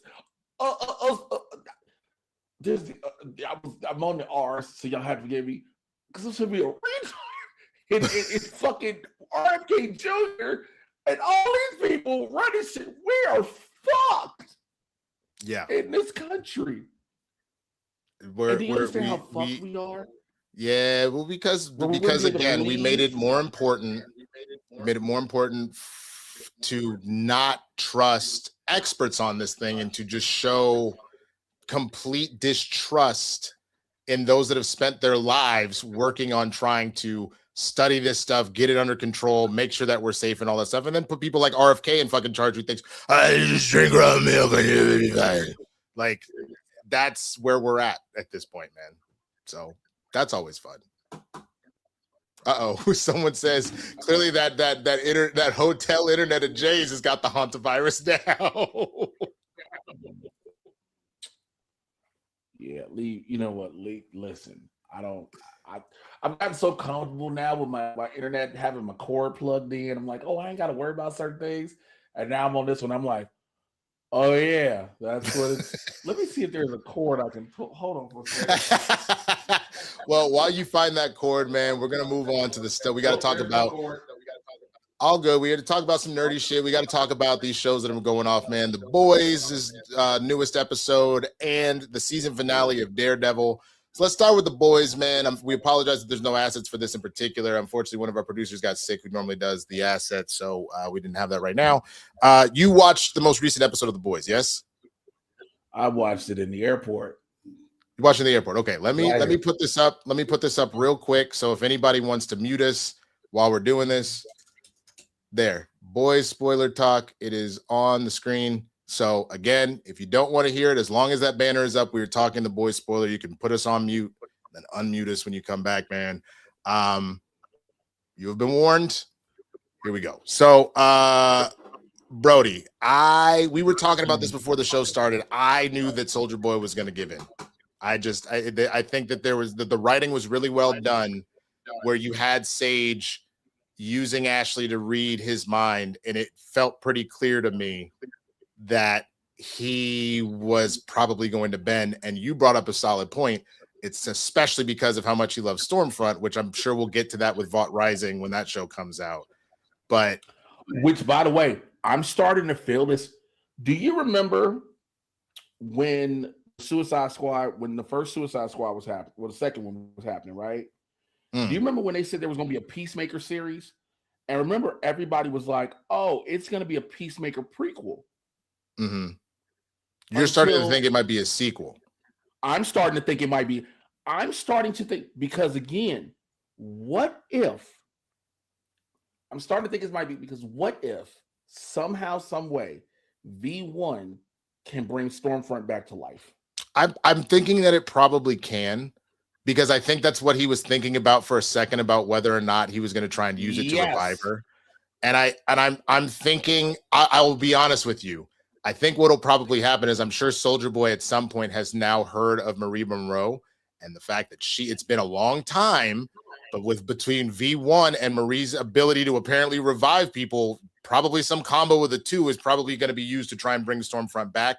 And I think what will end up happening is it will be a prequel series where we're having flash forwards into the present day of him trying to save her, but the show is taking place in the past with them initially, and then maybe the second season is all in the present. You know what I'm saying? So almost like kind of like a Lost type situation. Or Arrow, how Arrow did it too. Or Arrow's an even better example. Yeah, I think it's starting to feel, it's really, because they released the photos of his old team that they announced on social media, and so they all were in their gear. So you saw Bombsight, and there's a couple of other ones, and I'm like, oh yeah, all of the V1, all of Soldier Boy's original team to V1, they don't age. So we're thinking automatically it's a prequel of what him and Liberty were doing back in the day. But also, go ahead. No, I agree with you. I think it's going to be both. I think the show is going to be mainly focused on the past, almost like Arrow was a good example. Did you ever play the game Assassin's Creed? No, I did not. So the main protagonist is somebody in the present, and they go into this building where they're using a device that allows them to live through their ancestors in the past. So the game is being played in the past, in like the Crusades, in like the Renaissance and all that kind of stuff. But the story that it's ultimately wrapping around is it's giving information for something here in the present. So I think it'll be the same thing. Or even the movie fucking Titanic. The whole thing is her telling a story in the present day about the past. Same kind of thing. You know what I think? I genuinely think that's what's going to end up happening. It feels like it, but Sage like really being like, yo, even MM being like, wait, you just want to be like, you want to be alone? I don't fucking believe you're not that fucking crazy. Like, yeah, I've been wanting to be alone before Homelander. But again, she said people are predictable. And the one thing she could not predict is a father's real love for his son. And that's the funny thing. I don't even like it's weird because it's a split. There is the thing that came from Ashley's conversation about he's strangely proud of him, but he's never going to say it out loud. Her little mind reading doppelganger tumor. Her back Ashley. Back Ashley, exactly. But I think it is a partial love for him. I think it's a bigger love for Stormfront, for liberty. I think that because he even said it. She kept saying that I was the strongest person ever until she never got a chance to meet you, and then she clearly changed her mind. Like, I think that was more of like to her than it was specifically to him. But that's my guess. We're gonna have to wait and see what happens in the next couple episodes, man. But we're getting close to the end. You saw that they're doing the series finale. They're doing at 40X at movie theaters. I kind of want to go. I kind of do too. I kind of want to go because I want to see how it all. Again, I feel like Cricky keeps saying whatever the finale is going to be will make a lot of people retroactively judge the series. Retroactively judge it. Yeah, he said retroactively judge it. So some people are like, "Oh, this must mean it's bad," but a lot of people are starting to believe. And again, the point that I'm saying that this entire season is almost just a full backdoor pilot to VOD Rising. Mm-hmm. And I think one of the things is. So here's where I think we're going. Stan Edgar said, hold on. Bless you. God damn. Thank you. I'm in a fucking hotel room, so I can't control it. That's fair. Stan Edgar has said, VOD is not in the superhero business. What is VOD in? The pharmaceutical business. Well, yes, they have said that. So I think even though Stan Edgar has never played his full hand, he never has, no matter what. No. I think Edgar knows about V. I think there's still more regular V. Because the belief is, Homelander was supposed to have had it all in his apartment to keep it all under control, to keep all the rest of the V and all that shit. I think Edgar knows about regular V. There's still V out there. I think Edgar knows if he can once he can get Homelander out the picture, because Homelander's gone out of control, he can bring VOD back to its level of prominence or start his own company. I also think, I thought MM was going to die this episode. I did too. We need to, this is what I'll say real quick. I'm not seeing enough of this. We need to start giving David Diggs his props, his old father. Dude, he's been crushing his old father. He's been absolutely crushing, to the point where, like, at first I was like, that kind of looks like David Diggs, and I was like, oh yeah, he did get cast in this season, bro. He's been crushing as old father. He has been crushing his old father. Like, why are we not giving this man his props? But I think the only people who should live. There's only two people who I think should live throughout everything. Kamiko and Frenchie. You think Annie should die? Oh, I think Annie gonna go. I think she's tired. I think Annie goes. I think Huey goes. MM for sure goes. I think Soulja Boy kills MM. Okay. I think Homelander, because he is now immortal, per se, I think he rips the tentacles out of Butcher, which in turn will rip the cancer out and kill him. I could see that. Now, I can certainly keep this see in mind. Make sure I say this. I have not seen the episodes. Yeah. I know a lot of people are like, oh, Jay seen them. I have not seen them. Okay. No, I could see that happening for sure, man. Oh damn, is this shit already sold the fuck out? That's annoying. What, looking for the boys screen? Oh yeah. Yeah, those tickets gone. That's fucking stupid. All right, well, it happens. But the deep popcorn bucket. Also, that nigga's got to go. That nigga's got to go. Oh, when he did the Black Noir. I think no. When the fish said, "Kevin, we know what you did." What was that whole? I heard what you said. Heard what you said. That nigga said, "We know what you did." I was like, "Oh shit!" That's a wrap, bro. That's a wrap. I said, I think the fish are gonna kill him. Probably. I mean, he sold them out because he's scared of Homelander, man. So probably. But I think the fish are gonna kill him. Yeah.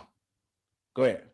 No. I was just gonna move on to Daredevil, but you haven't seen it, so we can. I have yet to see the finale of Daredevil. I personally do not care about spoilers because I'm gonna watch it regardless. So you can take this how you choose. All right. Well, give me a second. Daredevil season finale spoiler talk. So same thing. If you see it on the screen, we are officially talking spoilers for the Daredevil season finale. If you don't want to hear them, as long as this banner is up, keep us on mute. All right. The long and the short of it, I'm sure you knew that Luke Cage was coming back. I think that to me was probably the most exciting part. Very small role at the end where he just shows up back home. God, what's his name? From Scream and with Shaggy and Scooby-Doo. My Lillard. God. Thank you. Matthew Lillard's character had been using Luke overseas as an asset. You end up getting Luke being able to come home because he now has Bullseye as an asset. So we got to see Luke come home and confirm that him and Jessica had their baby. And because the baby sees Luke and goes, "Daddy," and we get the confirmation of who the dad is. And then other than that, man, you had the trial going down where Matt outs himself as Daredevil as a ditch effort, but it works to get Karen off, and then it becomes a full-blown, the whole city is behind Daredevil to fight the Kingpin. And that last fight sequence is incredible where you have Daredevil and people with him fighting off the task force and Kingpin bodying citizens dressed like Daredevil, just like literally bitch slapping them through stuff. So imagine if January 6th you had Darth Vader like that Darth Vader thing in Rogue One where he's walking through the halls just murdering fucking rebels. Yeah. Imagine if it was then essentially liberals because they're dressed like Daredevil and they're like, we're not going to deal with your corruption, but you just let Darth Vader just run through the halls and start bitch slapping people through walls and crushing their skulls. It's fucking crazy. So you're definitely going to enjoy it, man. But I thought for me, I was kind of on the season, but this ending actually really brought it all together for me. And I actually ended up really enjoying it. And now I'm looking forward to seeing what they do next now that this kind of wrapped everything up, man. So I'm excited to hear what your thoughts are once you actually see it. What trying to think the way I want to rephrase this, and this is a general question. What do you want out of Daredevil? I'll be honest with you. What kind of drew me back in is I actually liked the idea of Matt being able to be a lawyer and to be the superhero. So once we actually got to the trial of Karen, I actually enjoyed it even more to see like he's got to go fight some fights as Daredevil that he can't handle in the court, but that he then still comes back and is doing what he does as a lawyer because he master classes that trial. Like he is straight up whooping people's ass with legal arguments the entire time. So I've always liked that dual dynamic of Matt the lawyer and Daredevil the superhero. And I felt that there was just an imbalance last season where we just didn't get really any of Daredevil. We got a lot of Matt kind of talking throughout, and then we did have some trial, but we had very little Daredevil. This time we got plenty of Daredevil, and we finally then got some lawyer at the end. So that's just me personally. What about you? Well, I just asked because again, I knew initially with the first season when they first created it, the thing was originally all the Daredevil you were getting was just the Daredevil you got in episode 1. When Foggy died, that was your supposed to be your Daredevil, and you weren't gonna get him again till like episode initially like 6 or 7. Like you weren't supposed to get any Daredevil damn it at all, and it was gonna be a Matt Murdock lawyer show, and I was like, that's the thing. It's like, do I really want the Matt Murdock lawyer show, or do I want this Daredevil, this dude who is just beating the dog piss out of people? But again, like you said, you need both. And then this season, you got Daredevil you got him on the run, and because Kingpin knows who he is, and he can't out him because he's like, if I out him, he's gonna out me. It's like now Matt's in hiding until Matt shows up. In season 3, now that he's done the whole I'm Daredevil, I always hate. It's a common trope, and I kind of hate it when a person's like, "It's me, y'all," and like, they at least built it up in a way because obviously Kingpin knows, so they built it up in a way of if you do, you're an idiot. Like he keeps telling him while on the Kingpin is on the stand when he reveals it. He keeps going, "You're an idiot for going down this path," and Matt doesn't shake from it. It's like, you will ruin your life if you say what you're about to say. And he's like, I don't care. If I'm going down, we're both going down. And then he eventually says it, and the whole public is like, "Oh my God, how?" Like, no way, a blind man just going. And then all of a sudden, he turns his walking stick into his in cinema, and he throws it, and it bounces all around. He catches that shit without looking, and they go, "He's Daredevil!" Like, so he has the one because from what I've been seeing, he's been using just a regular cane. He has the one that's the chain, the baton, where it becomes. He converts it while he's like talking and whatnot, and he literally is moving it around. They're like, "Ain't no way he Daredevil. He's blind," and he literally throws it. It bounces in all different types of angles, and he catches it without looking. And then you even have the head dude from the task force going, "So a blind lawyer's Daredevil, huh?" Like he was like ready to murk. Bro, a blind lawyer been beating my people's asses. But yeah, man, I'm looking forward to it. I'm looking forward to seeing what happens now with the Defenders clearly coming back next season and whatnot. So that's pretty much it on that spoiler talk. We'll get out of there, y'all. Streamlabs.com/Blerds in the Hood /tip. Streamlabs.com/Blerds in the Hood /tip. Or you can use Cash App or Venmo if you'd like to send in a question or support. We have one from Joseph Ashley who asks, "Is time traveling cheating if you get with women before the time you met your lady?"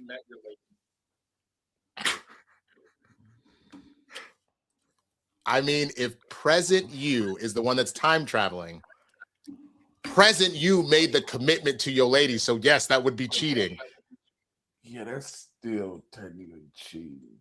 That's still cheating. Because I was rewatching Hot Tub Time Machine. And when they went back in time, they had to do everything they did that day. Otherwise, right? The world would.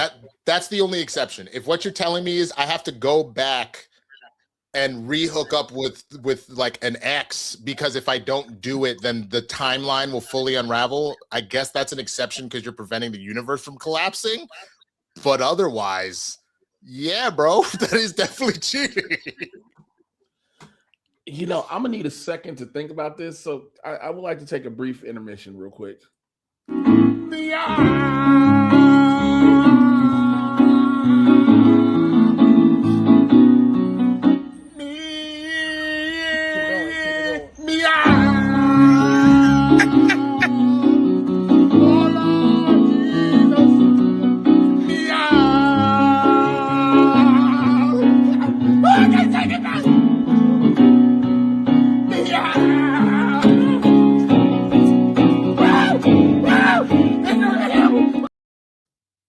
Did you come to a conclusion in that period of time?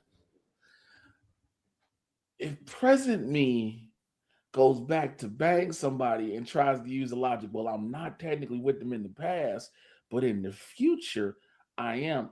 Who's to say that the past me banging somebody in the past doesn't cause a ripple in the space-time continuum, when now when I go back to the future, I don't have my relationship no more?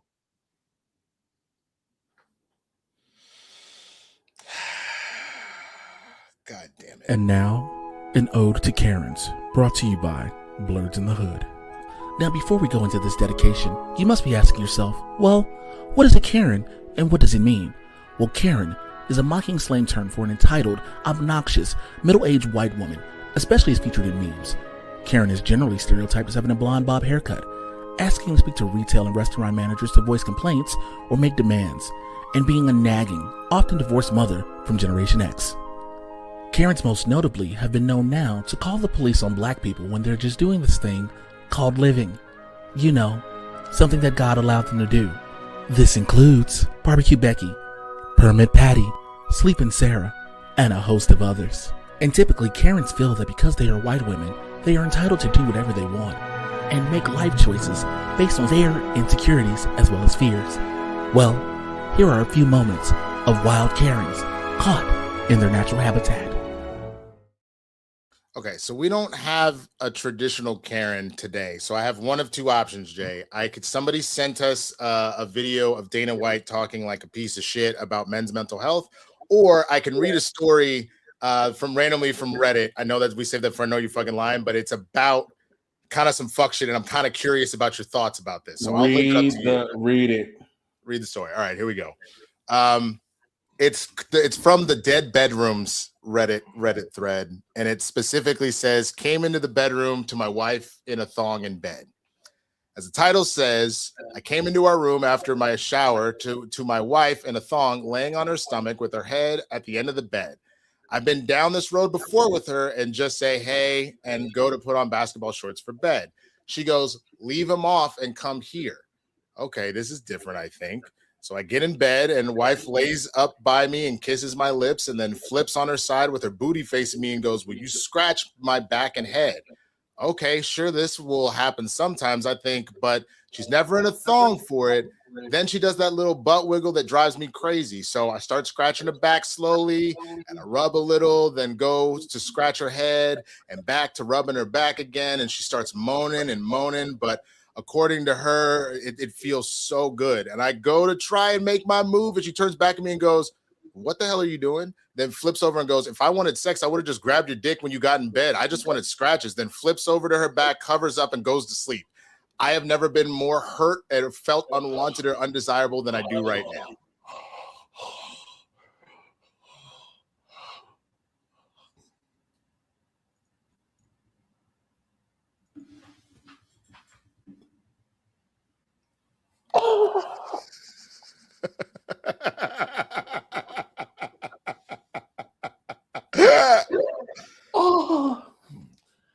Okay, bro. Okay, that is genuinely one of the saddest things I've heard. What is the nicest way to say this bitch is evil? I mean, I think it's exactly that. It's dead bedrooms, right? I think that this is a scenario of like maybe it's time to either open up the relationship or to get a divorce. That's fucked up, bro. So again, I understand there is consent, all these things. I know somebody, just to make sure we have the basics covered, right? Oh, 1,000%. But everything is lining up. I'm gonna put on my shorts. You like, nah, don't. Just come here. Okay, bet. Yeah. The only thing I can wonder is she mad that he made the move to initiate sex and she didn't? But she kind of started to. So it's like, I don't know, man. Like, I remember reading that and I was just like, this feels like domestic terrorism. Like I like this is absolutely the fuck is. It feels like domestic terrorism, which I have one other story that someone sent me, which I want to share super quickly.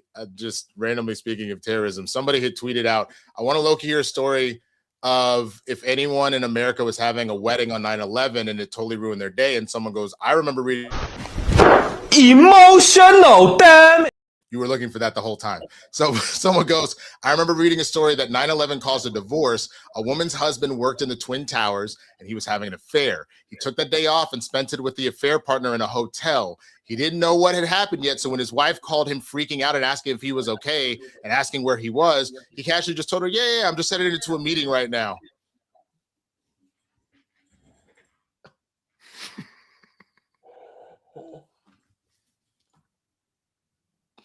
So it goes.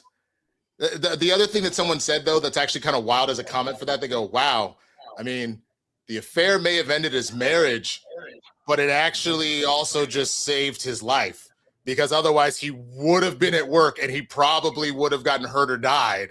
So, oh my God. So does that answer your time traveling question? If that nigga didn't go back in time and make sure that he had sex with his mistress, that he would have died?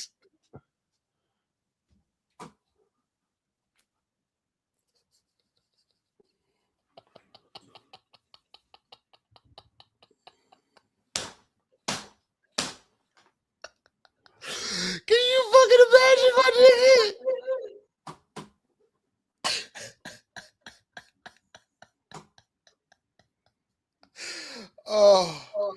Oh my God, man.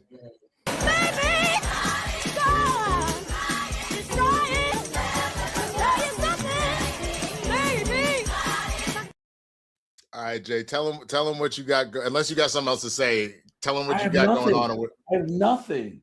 I have nothing. I am in Indianapolis for my son's graduation this week. I will be back on Mother's Day. All right, I'll do this. I shouldn't, but fuck it. May is Mental Health Awareness Month. I've really been trying to be in the best of spirits about things, but I do feel like sometimes I let myself get in my own head. If you need to talk to somebody, please do so. That's that. A bunch of shows coming up. If you're in the Orange County area of Los Angeles, California, I'll be at the Clubhouse Bar and Grill in Placentia on the 12th. I've got a bunch of other shows coming up. I'll be doing those. When I say follow us, please follow on social media. Also, Instagram been doing a purge. So if you haven't checked Winston, you might have lost a bunch of followers. Oh shit! When did that happen? Overnight. I know I lost 100. Uh-oh. I haven't looked in a minute. Let me see. I lost 100 because they cleaning out bots. Oh, okay. Yeah. Oh shit! Yeah, I lost. I lost like I don't see the raw number here, but you know how it showed you like point whatever. So it went from 13.3 to 13.2. So somewhere I'm sure it wasn't a full 1,000, but somewhere in that range. I went from 38.8 to 38.7. Yeah, I went to 38.7. Please follow us. We also got another Streamlab real quick that says one more thing from Fred Tassi 314. Thank you again, Fred. Says one more thing, Jay.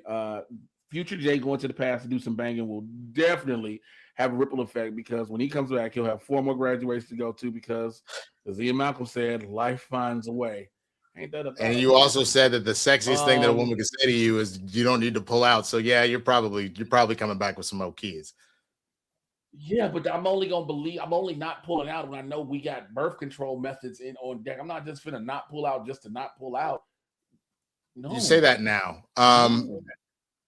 You can find me at TheSwaggyBlerd on all platforms, man. Go and check out my channel. I've got all sorts of out of the theater reactions and reviews for stuff that was going on. I did for those that watch Capes and Cows on Fridays, myself, Christian, and Chris Carr, I did something on there where essentially I was doing commentary if I was on crack. I was talking way too fucking fast. So I decided to just go ahead and fucking do one of those with the Odyssey trailer.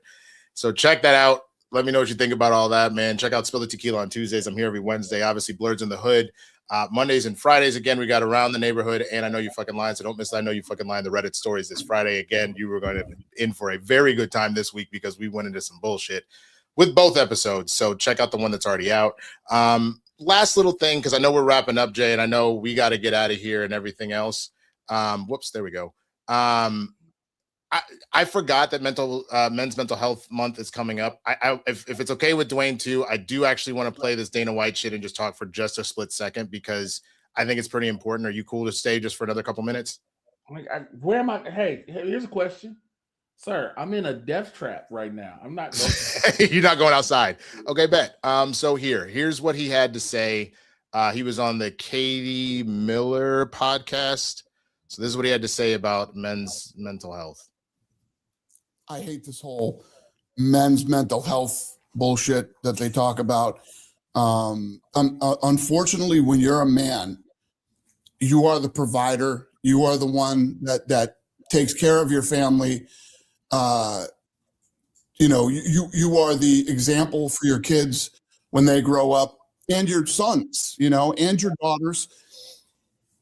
And you, unfortunately, you can't be that guy I see these guys posting on social media, oh, I had a bad day and I'm so sad and all this other crazy shit. So unattractive. It's unattractive to other males, let alone women. I can't even imagine. I'm really against all that shit. Okay, so real quick on that, I kind of have one quick answer to why he can suck a dick and go fuck off. Chris Benoit, we're aware that CTE was clearly involved there, but literally we're talking about mental health and what ended up happening when he didn't, and how much domestic violence and everything else do we see happen in heterosexual relationships because men do not take care of their fucking mental health. So kiss my ass on that shit. Yeah, I hate this whole macho bullshit. I think you're more macho and you're stronger if you can admit you're having some faults. You can still be the provider, you can still be the role model, you can still be the guide, but you got to make sure you're good. Yeah, that bullshit myth. That's just a whole nother diatribe, which I won't go into right now. But yeah, fuck him. That being said, that's pretty much it. So with that, y'all, we just want to say the reason I brought that up and specifically is, you know, Men's Mental Health Month is in June. It's coming up next month. But we have said this multiple times on this show, especially to the Black men watching this show. Don't just, first of all, make sure you go to the doctor and get all your appointments, but make sure you're taking care of your mentals too, because the way that you are a leader, the way that you are able to provide and protect for your family is that you are prepared to deal with the slings and arrows that this world will throw at you continuously. So don't listen to that bullshit. Make sure you're taking care of yourself, making sure you have the right people in your corner to be able to take care of yourself, and understand, as we've shown here in the neighborhood, if you just need somewhere to be able to feel like you belong and that you got somebody looking out for you and supporting you in that shit, that is what the neighborhood is here for, man. So with that, we're going to get out of here. Another huge congratulations to Jay's son for graduating this weekend, man. Really, really proud of you and your ilk for that incredible accomplishment. But we're going to get out of here. So come check out. I know you fucking lying on Fridays. We'll see y'all next week, y'all. Deuce. Bye, bitch. Bye, bitch.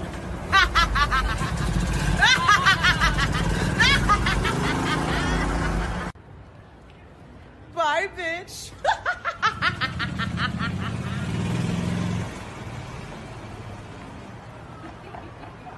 Bye, bitch.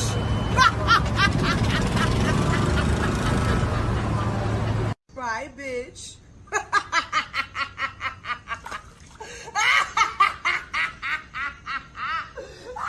Bye, bitch!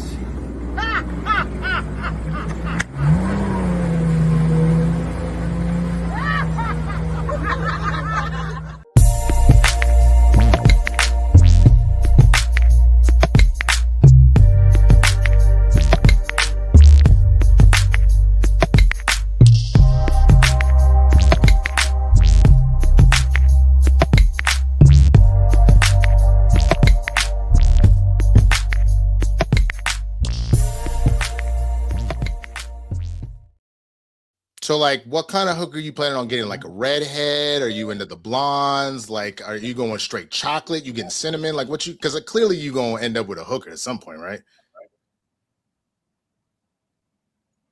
The fuck?